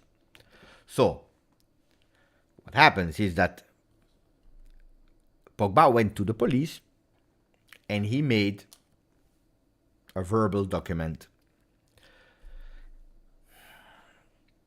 In that document that leaked the day after the video of Matthias, of the big brother, it's written the story of Pogba. In January, so not when he was playing at Juve, in January, he went to Paris during the international break to see his family. He went there in his neighborhood as from when he was a kid. You know, he doesn't come from a really, really rich family when he was a kid and so on. So he was there, say hello to the family, and then he met also some old childhood friends. Some of these friends, they took him with them and they brought him in an apartment. Brought him there, a bit forcing him to follow them. So he went with them. When he was there in that apartment, he also saw some people with masks that he couldn't recognize, and they also had some assault things, guns, really assault guns. And they started to threaten him. They said, you need to give us money. You need to give us 13 million, 13, 1, 3. Why? Because they said that they protect him already since 13 years. So 1 million per year of protection. Protection of what? I don't know. I don't know. A bit what happened with, the gangsta world of the rappers, music, if you follow these kind of things. Pogba didn't pay. He said as well in that report that he always helped his friends. Always. Family, friends. The one that were in need. He always protected, helped them financially. Like one of his friends recently, also there in that period in January, that was in need, and he offered him to stay in his house in Manchester with them. He stayed there until the moment he realized that friend, he used the credit card, and he stole him 200,000 euro. That's a lot of money, 200,000 euro. It's really a lot of money. He kicked him out of the house, and he said, stop, I don't help anybody anymore. Okay? The problem is that he, from that time of January until the end of contract with Manchester United, he saw these kind of guys also in the city of Manchester, not being in contact, but he saw them one time really near to the training center, one time at the game, near to the house. He saw them. Then he signed for Juve. He goes to Juve, and again he sees these men, the same men. Then he sees the brother. He recognized the brother. In what exact moment, I don't know. But apparently, I explained to you the story of the one of the mask that he didn't identify everyone anyway. Well, in Torino or in Manchester, I don't know exactly. This is not really explained, but he said that one of these men, he recognized what his big brother. And that's where, after realizing that, he understood that there was a kind of gang that tried to extort him a lot of money. And then, together with his lawyer, he decided to go to the police to explain all that story, okay? This is what leaked out of the report of the police. The words of Pogba to the police. In a French journal that I speak French, so I didn't need some translation. I understood everything, and that's what I'm explaining you. Is it true or not? I have no idea. Guys, we have to be objective. It's not because Pogba is our player that we know he's saying the truth. It's not. I don't know Matthias. I don't know Paul personally. I never been in contact with them, and that's why I'm always prudent when putting judgment, because I don't know. But this is the story. It's true that we know already that Matthias and Paul, because they have a third brother, Florentin, but we know that Matthias, he loves to speak a lot. He was a lot of time at Chiringuito, because he speaks Spanish, to speak, and he spoke about really strange things sometimes on Chiringuito. But it's true that they are not following each other on social media. We know that normally in the past they were celebrating the World Cup together and so on and so on. So, that story comes out on the papers, and yesterday night, the brother, Matthias, what is he doing? He's retweeting that paper or the link towards that French paper. He's retweeting it and explaining, starting his tweet with, ha ha ha, I knew that it would leak out. I knew it. And now we know the truth. Now he's exposed, Paul Pogba. I was about to be killed because of him. He's not a loyal person. He's a cheater. He false accused me, and so on and so on. So he was actually protecting himself. And then he said, but soon I will speak. So again, he's putting the what he wants to say. He's still not saying it. But soon I will speak, and I also have some evidences of what I will say. Okay? And then he finished his tweet, his story, with Kylian speaking addressing him towards Mbappe, Kylian, I don't want to hurt you, I have nothing against you, but now you know what kind of person my brother is. He's not a loyal person, he's a crazy person. For a Muslim that is believing, he's also using a marabout. What is a marabout? It's the witch doctors. Marabout. That is launching some bad luck. You pay, it's launching some bad luck towards you. So apparently, I have no idea why. That story of Pogba is entering here, and he's saying that his brother Paul Pogba, he paid a witch doctor, a marabout, a voodoo to actually. I'm laughing. Normally I should not laugh, guys. It's serious accusation. But guys, sorry. He's paying a voodoo so that he's putting actually the bad eye on Kylian Mbappe. Yesterday it was funny because Paris Saint-Germain did 1-1 versus Monaco.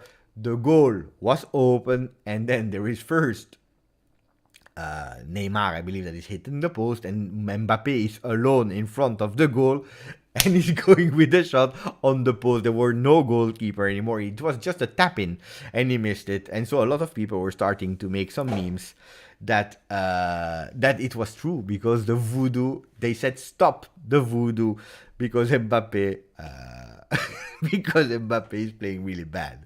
After the performance of Mbappe, we can certify that the voodoo is working well. The memes were funny. The story is not funny. I don't understand. So this is the complete story, and no other story that you will hear is correct, because I read it personally in French. I understand French. You know that it's my first language is French. So this is what has been said. Who is correct? I have no idea. If you want my judgment about it, what I believe about it is that I don't believe too much about it. I mean, I don't believe too much. I don't care that much about it. There is just one thing, is it's the brother. It's the brother. And guys,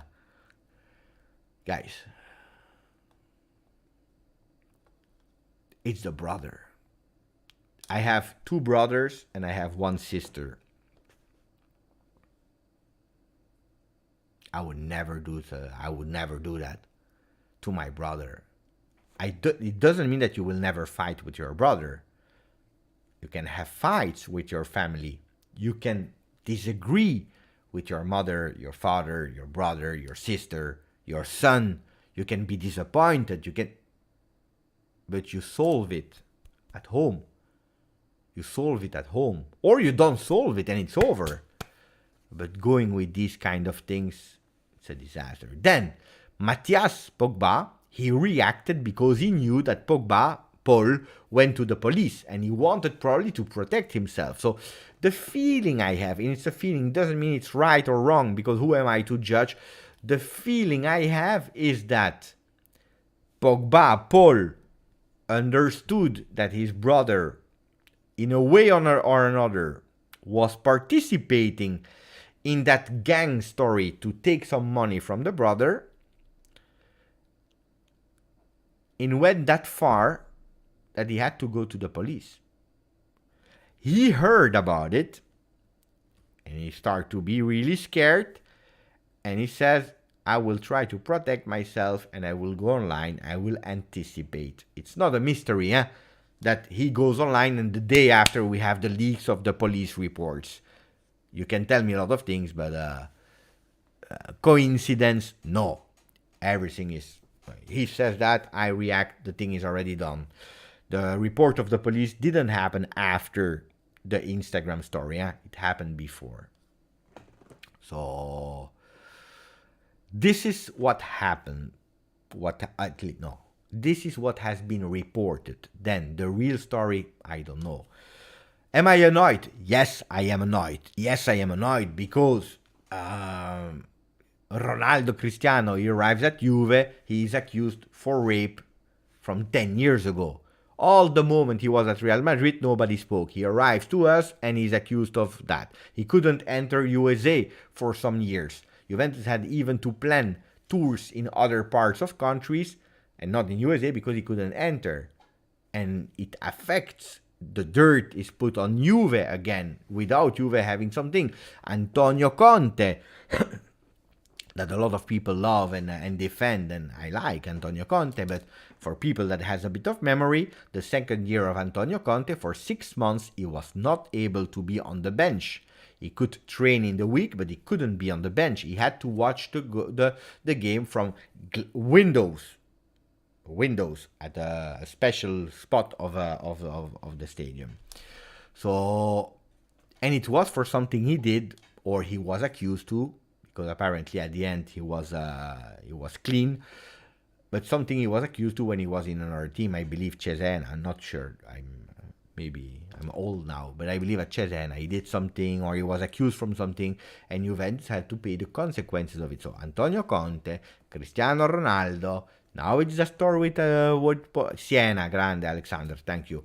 Now it's the story of it was Cesena of Siena, guys. I think it's Siena. Siena.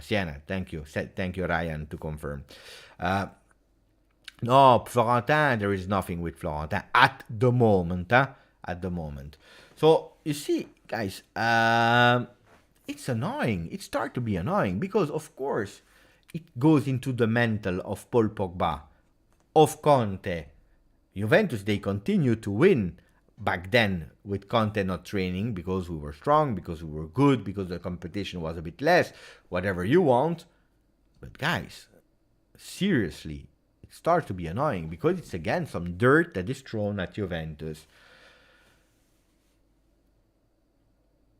Now. Yeah, it's Siena. Now. The criminals might force Matthias like Jim told Beppe. Could be. Everything can be. But I don't want to judge because I don't know. And this is what a bit annoys me sometimes. I love the memes. I'm someone that loves laughing memes and so on. Yesterday I was crying of laughter because of I saw some pictures on Twitter of Mbappe missing, and they were speaking about that voodoo and so on. It was something. Some memes are fun. What I'm not super happy about is the judgments about, look, we said it about Pogba, or the brother is guilty, or this. We don't know. We just don't know. We don't know. So we have to wait. The only thing that is annoying me is that soon he will be there on the field and it will affect him mentally. The thing is that yesterday, all that attention towards Paul, Matthias, and also Kylian Mbappe, the guy is at home. He asked for nothing and now he's believing that there is a voodoo on him. Mamma mia. If the voodoo is working, if the witch doctor is really working, please, can we put it a bit on Paris Saint-Germain, Benfica, and Maccabi Haifa, so that maybe we can start thinking about the possibility to win the Champions League. Why not? But anyway, the story at a certain moment, 360 degree, and we go towards something else, guys. Pavel Nedved. Yesterday, at a certain moment, what do we see? We see a video leaked from a man that is walking from behind. We don't see the face, we see a man walking from behind. But he's not walking normally. He's a bit uppa. Clearly someone that had that drunk a bit. Okay? So that's the first image. And already a lot of people, it's because of Allegri. What? Why? Because of Allegri. Because it's Nedved. We are sure that it's Nedved. And it's because of Allegri, with the Allegri ball, Nedved is tired of that game, and he drinks to forget. That was the first jokes online. Then there was a fight between the pro Allegri, the pro corporate Juve, and the anti, the one that are always angry. It's Nedved. No, it's not Nedved. It's Nedved. No, it's not Nedved. It's Krasic, like I see in the chat. No, it's not Krasic. It's Nedved. It's Nedved. It's not Nedved. We didn't know. One thing is sure, it was in Torino, because I know the city of Torino quite well. It's the infrastructure of Torino. We see the houses of Torino and so on and so on. Okay, it's Torino. We know that. Then a second video appears. It's a bit now from the front. So it's the same video, but the other angle from the front. And you see a face that is starting to really look like Nedved. But we don't know if it's really Nedved, because it looks a bit with a bit more weight. So we don't know. Is it Nedved or not? But it's true that more and more it looks like it's Nedved. But he has a bottle of alcohol in the hand while he's walking. Okay, this is the story. And people, I told you it was Nedved. No, it's still not Nedved. It's still Krasic. It's not Krasic. It's Nedved. All this story. Okay? Timing, we don't know. We don't know when it was. It came out yesterday. Could be after the game of Saturday. Could be last year. We don't know. Anyway, nothing really shocking. Because the man, Nedved or not Nedved, he's walking. He drunk, yes, that's clear, but he's walking. He's not going with the car. He's walking in Torino. He's walking in Torino. What is the problem on a Saturday night if you drank and you are walking towards your home? I don't see any problem with that. But already people, they started, and this is not a behavior, and this is not okay, and this is not acceptable. And it's always the same, The people are angry with everything. Judging without knowing. Judging. Andy's saying it was not a car accident like Vidal, for example, because driving while you're drunk is not allowed. It's dangerous. Now, we see a man that drank and went out. Okay. Unfortunately, there is a video a few minutes later that comes out where we see Pavel Nedved, and this is Pavel Nedved, in the middle of three women dancing. Oh. And we see Pavel Nedved. Then, shock, big judgments of the people, of the world, not happy, not okay. This is he's the vice president of Juve. Where is the stile Juve, the DNA Juve, the style of Juve, the act of conduct? How is it possible? And so on and so on. And he has to be dismissed, and he has to lose his job. And this is absolutely not acceptable. And why is he doing that? And by the way, it's the birthday of Nedved today. Happy birthday, Grande Nedved. So a lot of people going out with that story. So now, what do we know for sure? The videos are different. There is one that is walking in the street, and there is one that has been filmed, recorded in a closed room. It's not in public that is dancing with girls. It's in a closed room.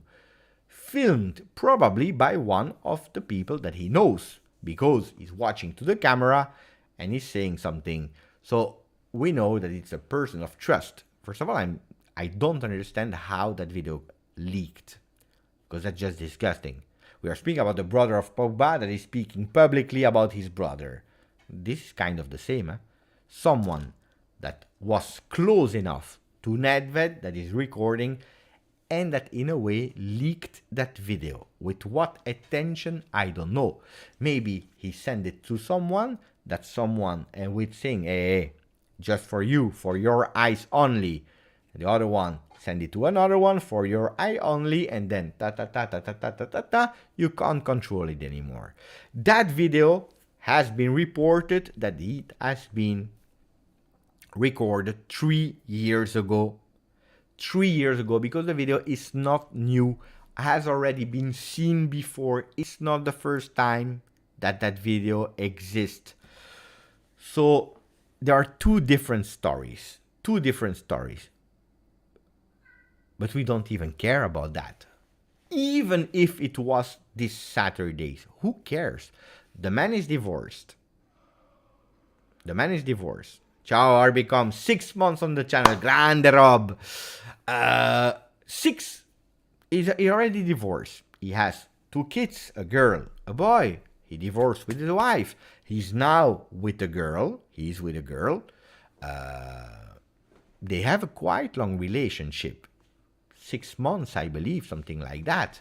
What he did was inviting her and the friends of her, because they are part of a dance club or whatever, to Torino to watch the, to Sampdoria to watch the game. They were in Torino. They enjoyed a weekend, a great weekend. They went to the game in Sampdoria. Then when they had to leave, she gave him a kiss and she said, "Thank you, Pavel Nedved." It's not a hidden story. You can watch that easily on Instagram. If you know who to follow, you can see her enjoying. You can see a picture of Nedved with her daughter, because it's a daughter that she has. So there is no problem. I don't see any problem. That video of him in a club is from 3 years ago that has been now viral today or yesterday. I have no problem with that.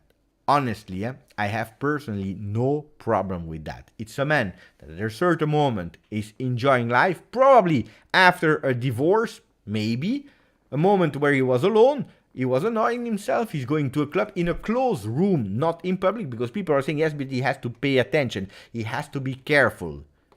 That's what he did. He was careful into a closed room. Then, if someone is taking that video, is recording him and putting it on public place, sorry, shit happens. Shit happens. But what did he do bad? Was he doing something violent to the girls? Was he forcing it? He was not. He was having a nice time with some music. I don't understand. Stile Juve. Stile, we are judging. Judging is, I didn't speak, that's the first time I'm speaking about it. Well informed to give you the facts of Matthias Pogba, Paul Pogba, Kylian Mbappé, the gang. Now I'm speaking to you about Nedved. It's the first time I'm speaking about it. I didn't write anything online, because what are you judging? We are judging Stile Juve.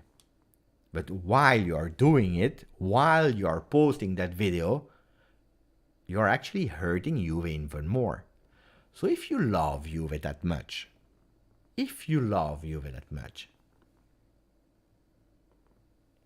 as a Juventino,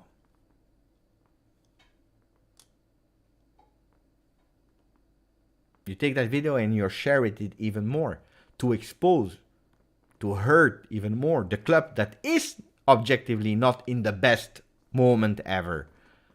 Because if we were winning all the games 4-0, that video come out, nobody's complaining. No, now the club is having some difficulties and we are pushing. Look, Uncle Sharma here in the chat is happy. He's happy because he see these kind of things. La mano de Dios. And he's laughing. He's happy. Because it's true. We are hurting our club even more. This is what I believe. We are judging a person that is having fun without knowing any context. We don't know if that video is from 2 days ago, from 3 years ago. We have no idea. We judge. Maybe 3 years ago, when that video came out, he just divorced. He wanted to have fun, to forget personal, private problem, as any man on earth would have done. Some people, they love to be alone. Some people, they love to go out, to have parties. Some people are looking for another girlfriend. Some people are looking for a 3 girlfriend. I don't know. Whatever. I don't care. My personal opinion is I judge him for what he's doing at Juve. And I don't even know what he's doing at Juve. He's vice president, but that can be everything and nothing. I have no idea. So I was a bit shocked by how much people with bold statement, they went out on judging and trying to hurt a person. Then You make some memes, they are funny. I saw some videos, I will not lie. I laughed. I was laughing because I saw them. It's funny to laugh. Because it's too late. Now it's public. And you have people that are doing for trolling, and that's something I don't care. It's on the net. What do you want to do? You laugh, whatever. You make some jokes. But the part of I judge, I'm the moralist, I don't like. I could have done a video yesterday, super easy, because probably, I don't know, nobody explained the story as I am explaining you now about Pogba situation and Nedved. I'm super well aware of what's happening, or at least what we know, because I was not there. I would have done a video with Nedved, the surfer hair, with the girl picture, and then Pogba and the brother. I would have probably have 1 million views, clicks, views. It's easy, but I don't care. For the people that say, hey, Beppe, you're doing things for likes and clicks, it's not true. I could have easily done it, and I could have gone anywhere in terms of direction. Protecting the club, protecting Nedved, protecting Pogba. I could have gone with, it's not acceptable. I could have spoken, I could have joked about it. I decided not to do it because I don't like the judgment, the sentences. It is unacceptable. I'm not a big fan of that. That's it. Ravella and Miretti play ball forward. Loca doesn't. Ciao Sam, thank you for bringing us back to football. 2 hours of life. We spoke, I believe, 1 hour 30 about really football. Ravella playing vertically. Miretti is playing vertically. It's correct. Thank you for the donation, Sam. Locatelli as well, depending where he's playing on the field. As a regista, depending, he did it less. When he's playing as a box-to-box, he's thinking forward as well. He's a player that a lot of time I remember by heart saying, I'm happy he's the only one that is playing vertical. But it depends where he is and who is next to him and who is making himself free. You see the difference of Bremer versus Sassuolo and Bremer versus Sampdoria. 2 different Bremer. One that is playing vertical versus Sassuolo because the players were available, and one that is playing horizontally because the players were not available. So sometimes it's also important to split and to understand who is next to each other. Locatelli is a player that can play vertical, but it's true that he didn't do it that much. So this is the story about Paul and Pavel, the double P. Guys, I don't know. I didn't read that much your comment. Do you have more question about it or not? What do you think about my point of view? For 5 minutes we can discuss about it, and before going back to... No, we nearly finished, by the way. Sylvain is saying, let the man live. It is personal life. Nedved's legend continues to grow. The message of Ron. Alessio, grande Pepe. So Alessio agrees with me. Fino alla fine, I love Pavel. That will never change. But you see, I saw some people today saying, Nedved stays with us in Serie B. He's a legend of the club. I will back up Nedved no matter what. Attenzione. I love Nedved.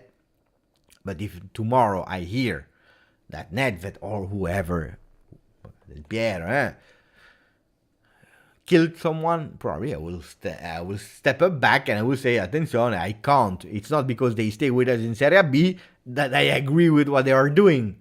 Here we are speaking about the party of a divorced man of 3 years ago that we didn't know, even if it was yesterday. And who cares? Today, was he at the press conference of Milik? Yes, he was. But it's dangerous, huh? Guys, I really want to speak a bit about that again. It's dangerous. Some people, they do not understand the danger of it. Gennaro Gattuso, that I don't care about Gattuso. He never played at Juve. He doesn't represent Juve. Who cares about Gattuso? I was sad for him.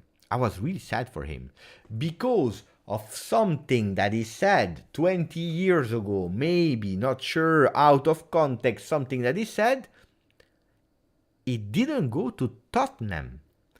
Everything was signed.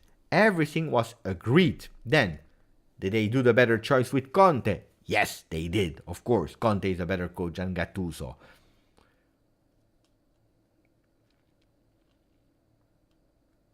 But because someone found a sentence or remembered a sentence, a phrase that he said years ago, they started to accuse him of homophobia, racism, and so on, and he was not there. They tried again at Valencia, and luckily the president gave him the trust. Then, Gattuso, does he need money? Probably not. Can he survive without training anymore in his life? Probably yes. But that can happen to anybody. That can happen to me. I can say one day, because I'm speaking alone, don't forget that, alone for 2 hours a day on live together with you in a language that is my fourth language. It's not my first language, my fourth. Sometimes I could say something out of context that I didn't pay attention to. Someone clips it, put it on their net. They kill me. I remember someone, without saying names because I don't want to judge or accuse. I accept it. It's part of the game. They were writing articles about me because I said something about a player.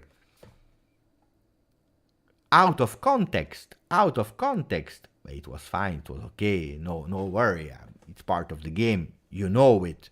When you are going public, you know that these are the consequences. But these kind of things can be dangerous because I need to work. Today I'm here on YouTube. It's fun. But if these kind of things start to be viral, my face is on it. Can you imagine? In any work that you go, and I'm not earning millions with my job, I need to pay a house. I have a kid. I have a wife. I have a family.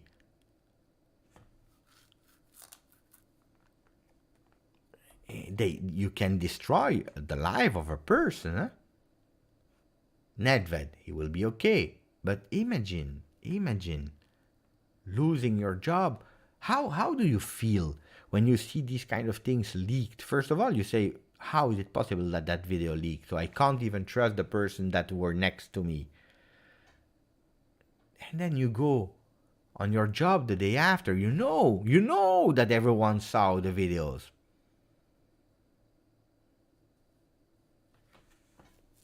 Tariq was upset with Pavel, but you made good points, and especially the video is old. But it's old. The video is old. That's I can confirm you. But I'm not even looking at an excuse. Even if it was this weekend, who cares what he's doing?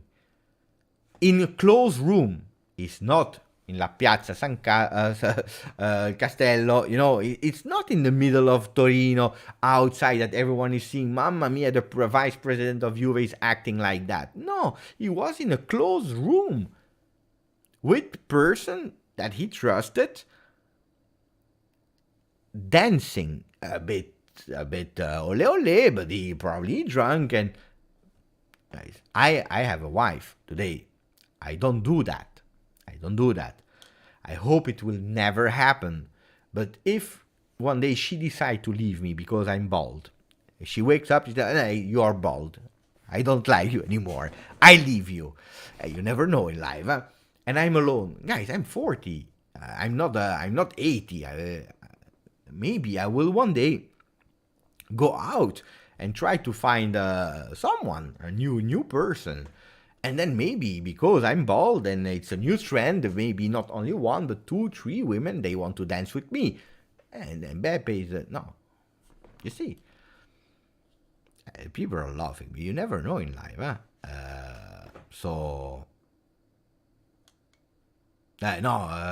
Callum, I spoke for 40 minutes about Pogba. So you have to watch your replay again. So this is what I believe, that famous or not famous, we are still human, and it's a pity. It's a pity that we are so hard in judging because we have a lot of people, because they already have an opinion and they are happy that these kind of things are happening. They are happy. They can't wait that something like that is happening so that they can say, hey, we were right. Look at the state of this club. Look at the state of his club. I saw some Napoli fans saying, this is unacceptable, stile Juve, while they renamed their stadium like Maradona. They are selling, they are making profit with 10 different shirts about Maradona every single season. You know that Maradona, he did a lot of things wrong. It's, for me, the best player ever. Better than Messi, Ronaldo, Pelé. For me, the best player on earth is Maradona. Better than Del Piero, Platini. But Maradona, he was taking drugs. Openly, he was taking selfies with mafia bosses. Maradona was not training with the team because he had to run to evacuate the drugs that he was taking in the weekend. We know that. Maradona, he had some kids that he didn't even, how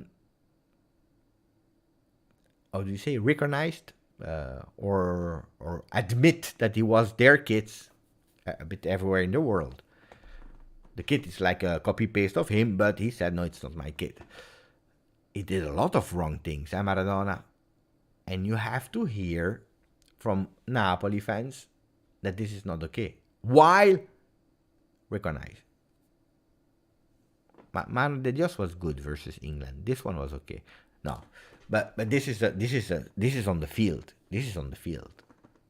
Buffon, he knew that the goal of Montari was the shot of Montari, that it crossed the line. It's football. It's a 90 minute. You cheat, you don't cheat. I'm speaking about really, really serious matters. Acknowledged. It's true. Thank you, Alessio.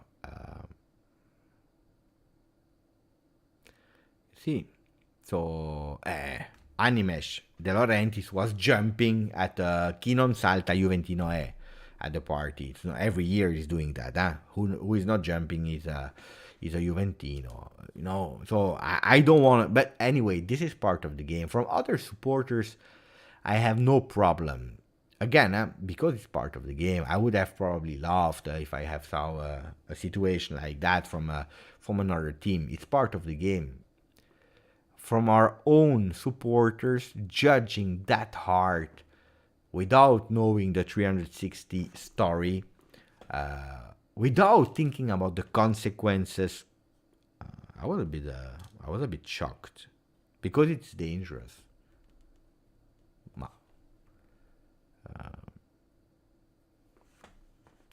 But the Twitter is not working anymore, guys. At least on the desktop version. On desktop version, it's not working. Fabrizio Romano, it's working on mobile. Sergei Milinkovic-Savic agent Mateja Kezman. The decision has been made. He will stay at Lazio this summer, tells Corriere dello Sport. There were never advanced talks to sell Milinkovic despite rumors. Well, guys, we are now, so when we will wake up, it will be the 30th. I don't know if it was really. Sometimes Fabrizio is, he's going with the obvious. It's going with the obvious. It's like I say on the 31st at at 11 p.m., so 1 hour before the closing of the Mercato, I believe that Zakaria will stay.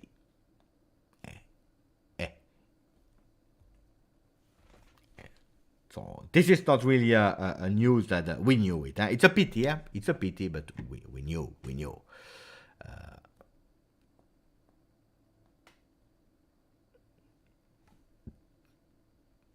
So what else? What else do we have to see on Twitter?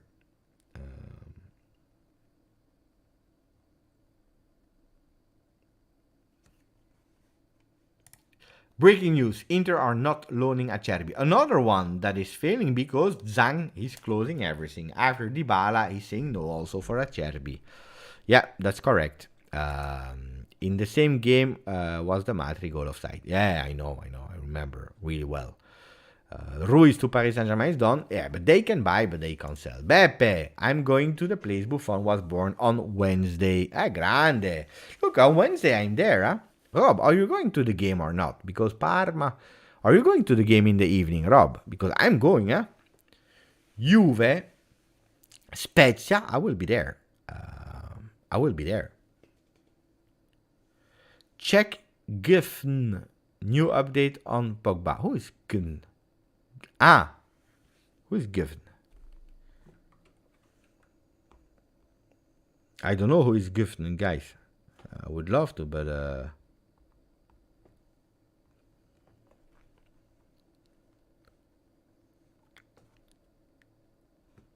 let me check. Oh, get French football news. This is Giffen. Kylian Mbappé and his entourage are keeping a close eye from a distance on the Paul Pogba affair. If video evidence emerged of Pogba using a witch doctor to curse Mbappé, L'Equipe believes that there may be a problem between Pogba and Mbappé, and Deschamps may have to take a decision. I don't know, guys. We already spoke too long about it, guys.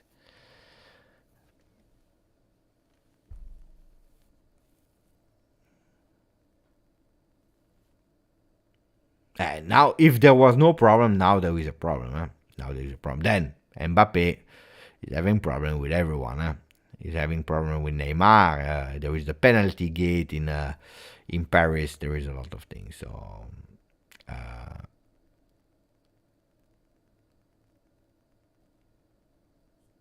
I'm trying to read other things.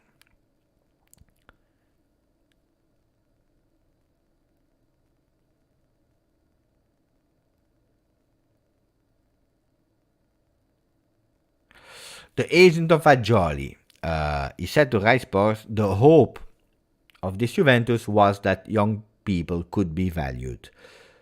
We would have wished to stay at Juve, but in football there are economies where it is easier to start a young players than those who earn 5-6 million.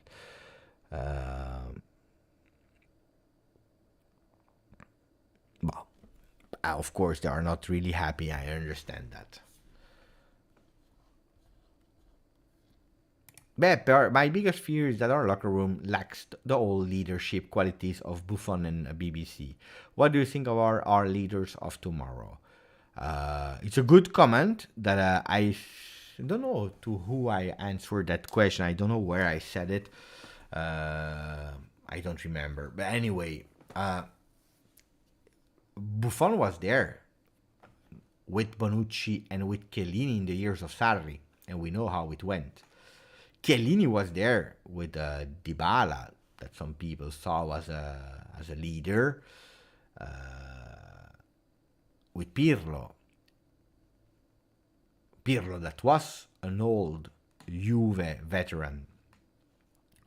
Chiellini, Bonucci, they didn't change anything, guys. I believe that they were big leaders, Buffon, Chiellini. They were really big leaders, but probably they won too much, and they became older, and that importance in the locker room, also not being that much anymore on the field and so on, made sure that it was a bit less that important impact of leadership. So I don't miss the leadership of Buffon, Chiellini, and so on of the last years, because they were there, and it's not that the team suddenly played better. But it's true that today we miss a bit of leadership. I agree on that. About the future leaders,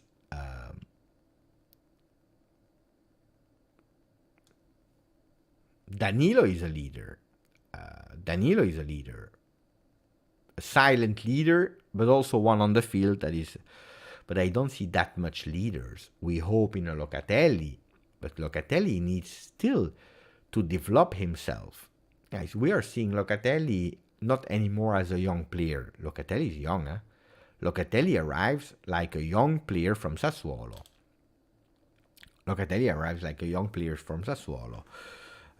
1 year of a disaster year, where he was the only one that we bought. He needs still to develop himself before starting to think as a leader. Vlahovic can be a leader, but it's also a player that needs to discover himself and to grow before being a leader of Juve. Chiesa the same. So probably we miss a bit of leadership. And these leaders are probably a Pogba, a Di Maria, but they are not playing because they are injured. And others, they need to start developing themselves. So yes, I agree that we are missing probably a bit of leadership. Beppe, if you weren't a Juve fan, which other team would you choose to support? Doesn't have to be in Serie A. It's really difficult to say for a fan like me, because you know that I'm too much probably a Juve fan. I'm too much a Juve fan. Some people are angry because I celebrate a goal versus Genoa like if we win the Champions League, but I'm not faking. I have always been like that. I remember when I was living at my parents' home, or when I went, because I was watching all the games with my father, with my brothers, every single game.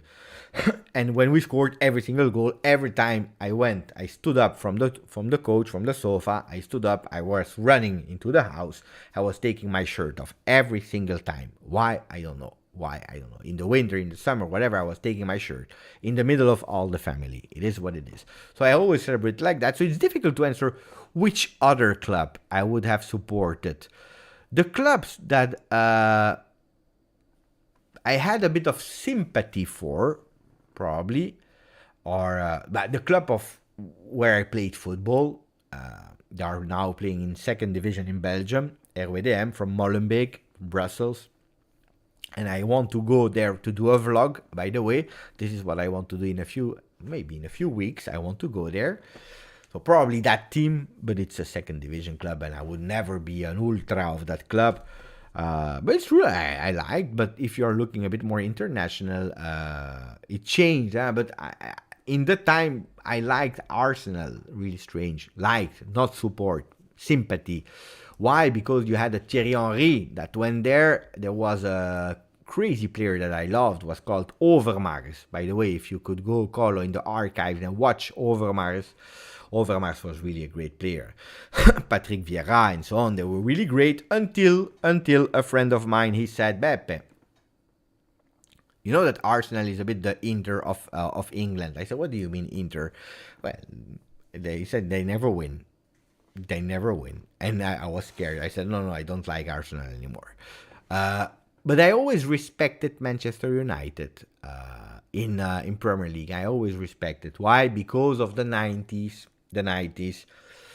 With a club with history, a club that was always respecting the mutual respect between Alex Ferguson and Lippi was amazing. Gary Neville respecting Juve, being scared of Juve, Giggs respecting. So a lot of Manchester United players and coach and the club was respecting Juve that so much at the time. So Manchester United. Then, if you're looking from international other clubs, I never really liked Barcelona. I don't like Bundesliga, so probably not there. I don't know. It's really hard. I respected a lot Manchester United, and I'm sad when they have a difficult time. I don't care at the end, but it's always a bit sad. So that's it. I believe. It's hard because I support Juve too much, so I can't answer. Probably I would have ended up supporting Milan. Probably. Why? Because all my teammates and cousins when I was 8, 9, they were all supporting Milan because it was a winning, strong club. Van Basten, Rijkaard, Gullit. They were really strong. They were winning the Champions League and so on in the 90s when I was a kid. So probably I would have ended up supporting Milan if I didn't become a Juve fan. But luckily not. Ciao Vincenzo. Well, we spoke a lot about Paredes, but thank you for the donation. I will recap in a few words and then I will close because I was absolutely not expecting to do a video of 2 hours 30 today. I wanted to do a fast one, but we are here again.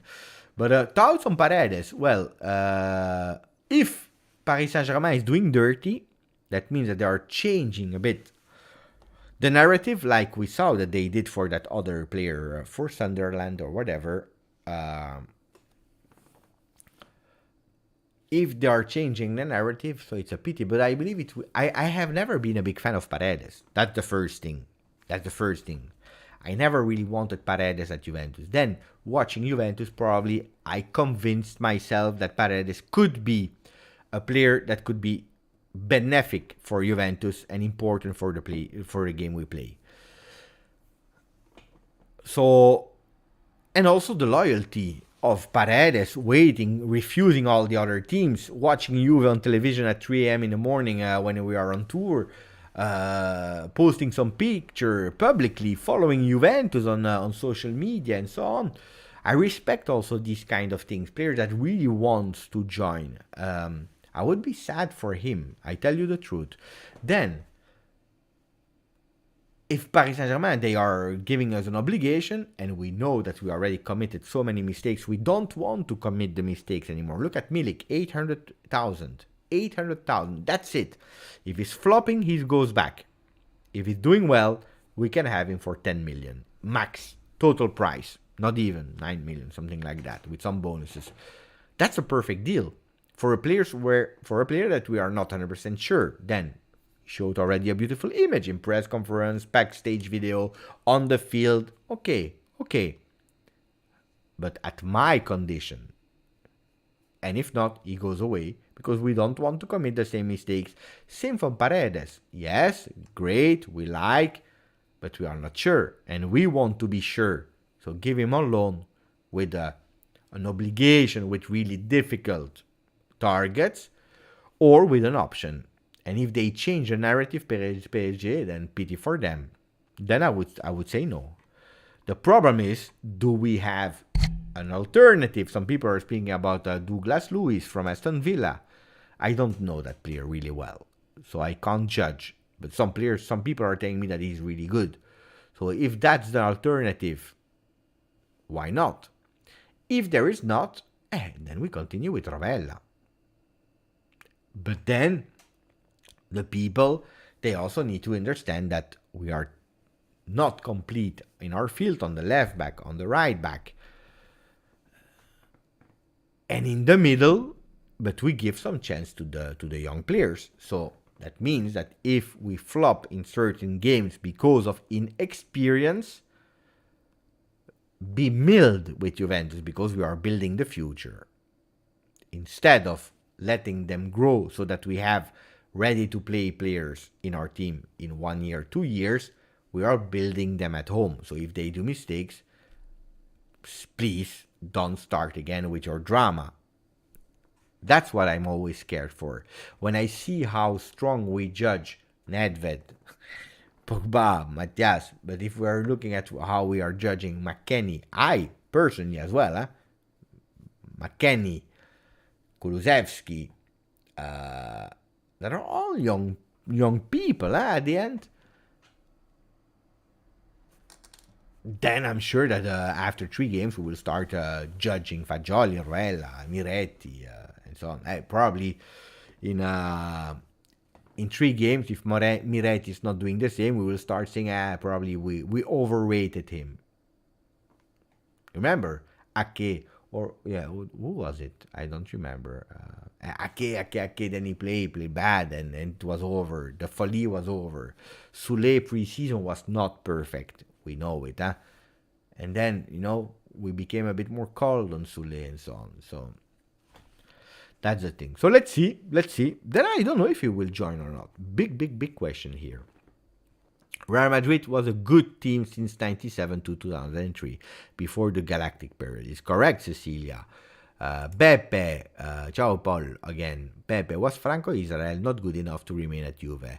Was good. I loved Israel. I loved. By the way, we have a signing deal that I believe 50% of the resale in the future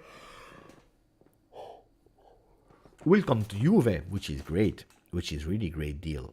Then there is Perin, there is Szczesny, and there is a third goalkeeper. We have to understand that there are only 3 possible spots for a goalkeeper, and the third one is never playing. Israel was probably too good to remain at Juve, but probably there were no available spots. So then, too good. I mean, too good to be a third goalkeeper. Too good. Could be, Cecilia. Would be really a pity, but I would not be surprised, but could be. Beppe, honestly, I would be so upset if we don't get Paredes. I have really started to like his playing style, the Argentinian Casemiro. But, Daniel, would you be angry because we don't get him, which is absolutely, you're right and correct? Would you be angry towards PSG because they messed up, because they are not being fair, they are not keeping their promises with Paredes and with Juventus? Or are you angry with Juventus? Because this is what will happen. People will be really angry with Juventus, with the management, because we were not able, 28, Alessio, 28, because we were not able to close the deal of Paredes and so on. Guys, it is what it is. The pie the same. We were on the pie. We changed the cards on the table. It's what it is. Mike, my dad is a Milan fan and my mom is for Fiorentina, so it was fun rooting for our teams in the house growing up. Look at that, Fiorentina and Milan, mamma mia. Daniel, ciao Daniel. I know Daniel, he continues. Plus, he is world class, huge chance of a starter to win a World Cup this winter. Ciao Rico. Ciao Rico. Bye. If no Paredes, just keep Rovella, in my opinion. Well, if people are telling me that the guy is really great there, Douglas Luiz, I need to check a bit because I don't know him. But I saw even some professional people that, they observe football and so on, they said that it was a really great deal if we could have him. But I don't know.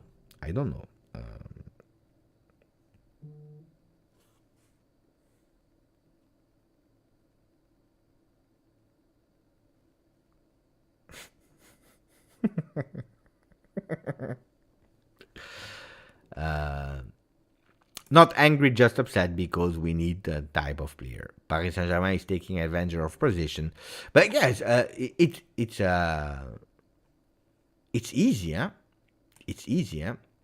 If Paris Saint-Germain is waiting until the 31st, that means that, and actually they are waiting even more because we are waiting for Paredes since already a few weeks, huh? But more they wait, less he has time to adapt to the team. Less he has time.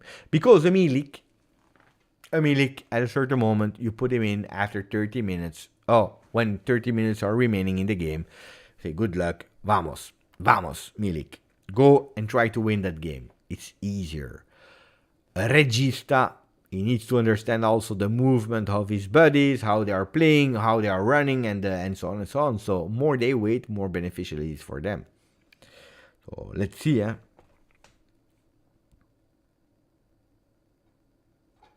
Bah.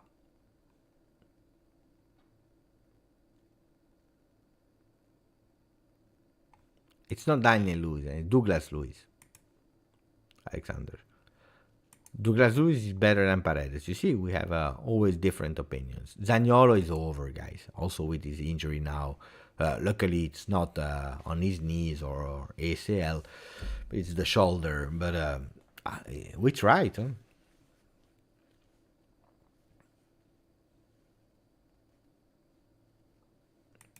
Paredes, no world class. World class, no, I agree. I agree. Otherwise, if he was world class, probably Paris Saint-Germain would have kept him. Bueno.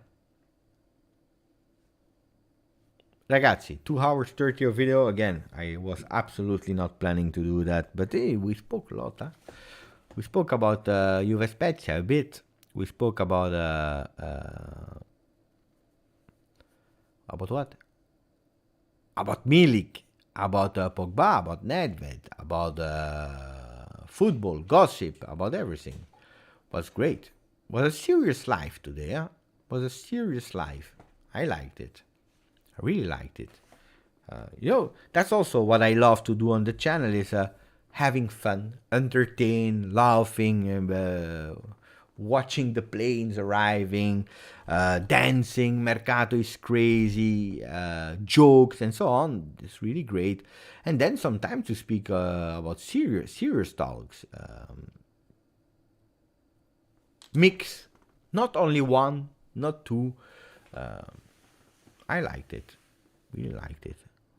But it's also thanks to you, guys. I'm serious. It's not 2 hours 30. It's also because of the live, the participation, the comments, and then we go. And also because we don't always agree. I like that. Tomorrow, last day in Belgium for me. Then I go to Torino. I have a meeting on Thursday, 12:30, in the offices of Juve. So I will try also to take some pictures there. I arrive in the morning, 9:30. So I don't know what I will do first. Probably go to the city, do a tour, then going to the hotel, charge a video, and then I go to the stadium. I will go to the store. I don't know if I will do the museum again. I did it 100 times. Maybe I will go for again for the tour of the game. Maybe, I don't know. So the coffee when I arrive, it's obliged. In Caselle, I always do before taking the taxi. I always do that. I arrive in Caselle and I go in the airport. There is a small bar there, an open bar. I always go. I take a coffee, €1.30. Boom. Take the coffee, and then I take the taxi. I need to plan. So that's standard. That's standard. I know it will be too late to speak with Cherubini, guys, because I will probably not go because it's match day. It's match day, so I will not enter the Continassa with my phone saying ciao. The match day, it's full concentration. So I will not enter there on Wednesday, except of last-minute changes. But that's why we planned the meeting for Twitch and so on the day after on Thursday. And then let's see what I will do. I don't know. Maybe I will see the guys of Around Turin, Maurizio, and the people there. Maybe that could be an opportunity. Or I don't know. I didn't even plan what I wanted to do.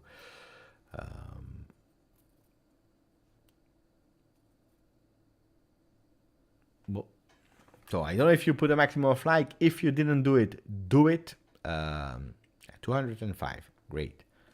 Grande. We see each other tomorrow. Grazie. Forza. Pogba, Nedved, Paredes. Forza everyone.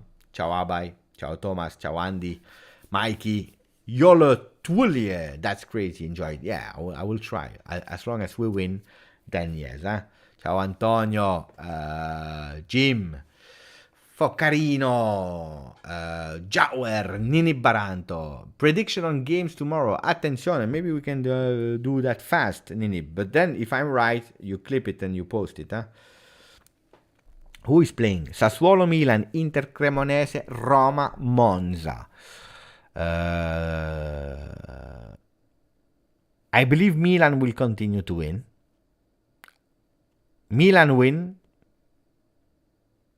Inter win, and the surprise of Monza. I don't know if they will win. I don't see Roma winning. So, prediction is Milan wins, Inter wins, surprise of Monza. The first points of Roma. Or they draw, or Miracolo, and they go and win. I don't know. I don't know, but that's what I feel. But tomorrow we are here. Tomorrow we do the video. Then I have to go to the barber to have a better hair, to prepare myself for Torino, doing the leggages, and then let's go. Ciao, grazie, forza.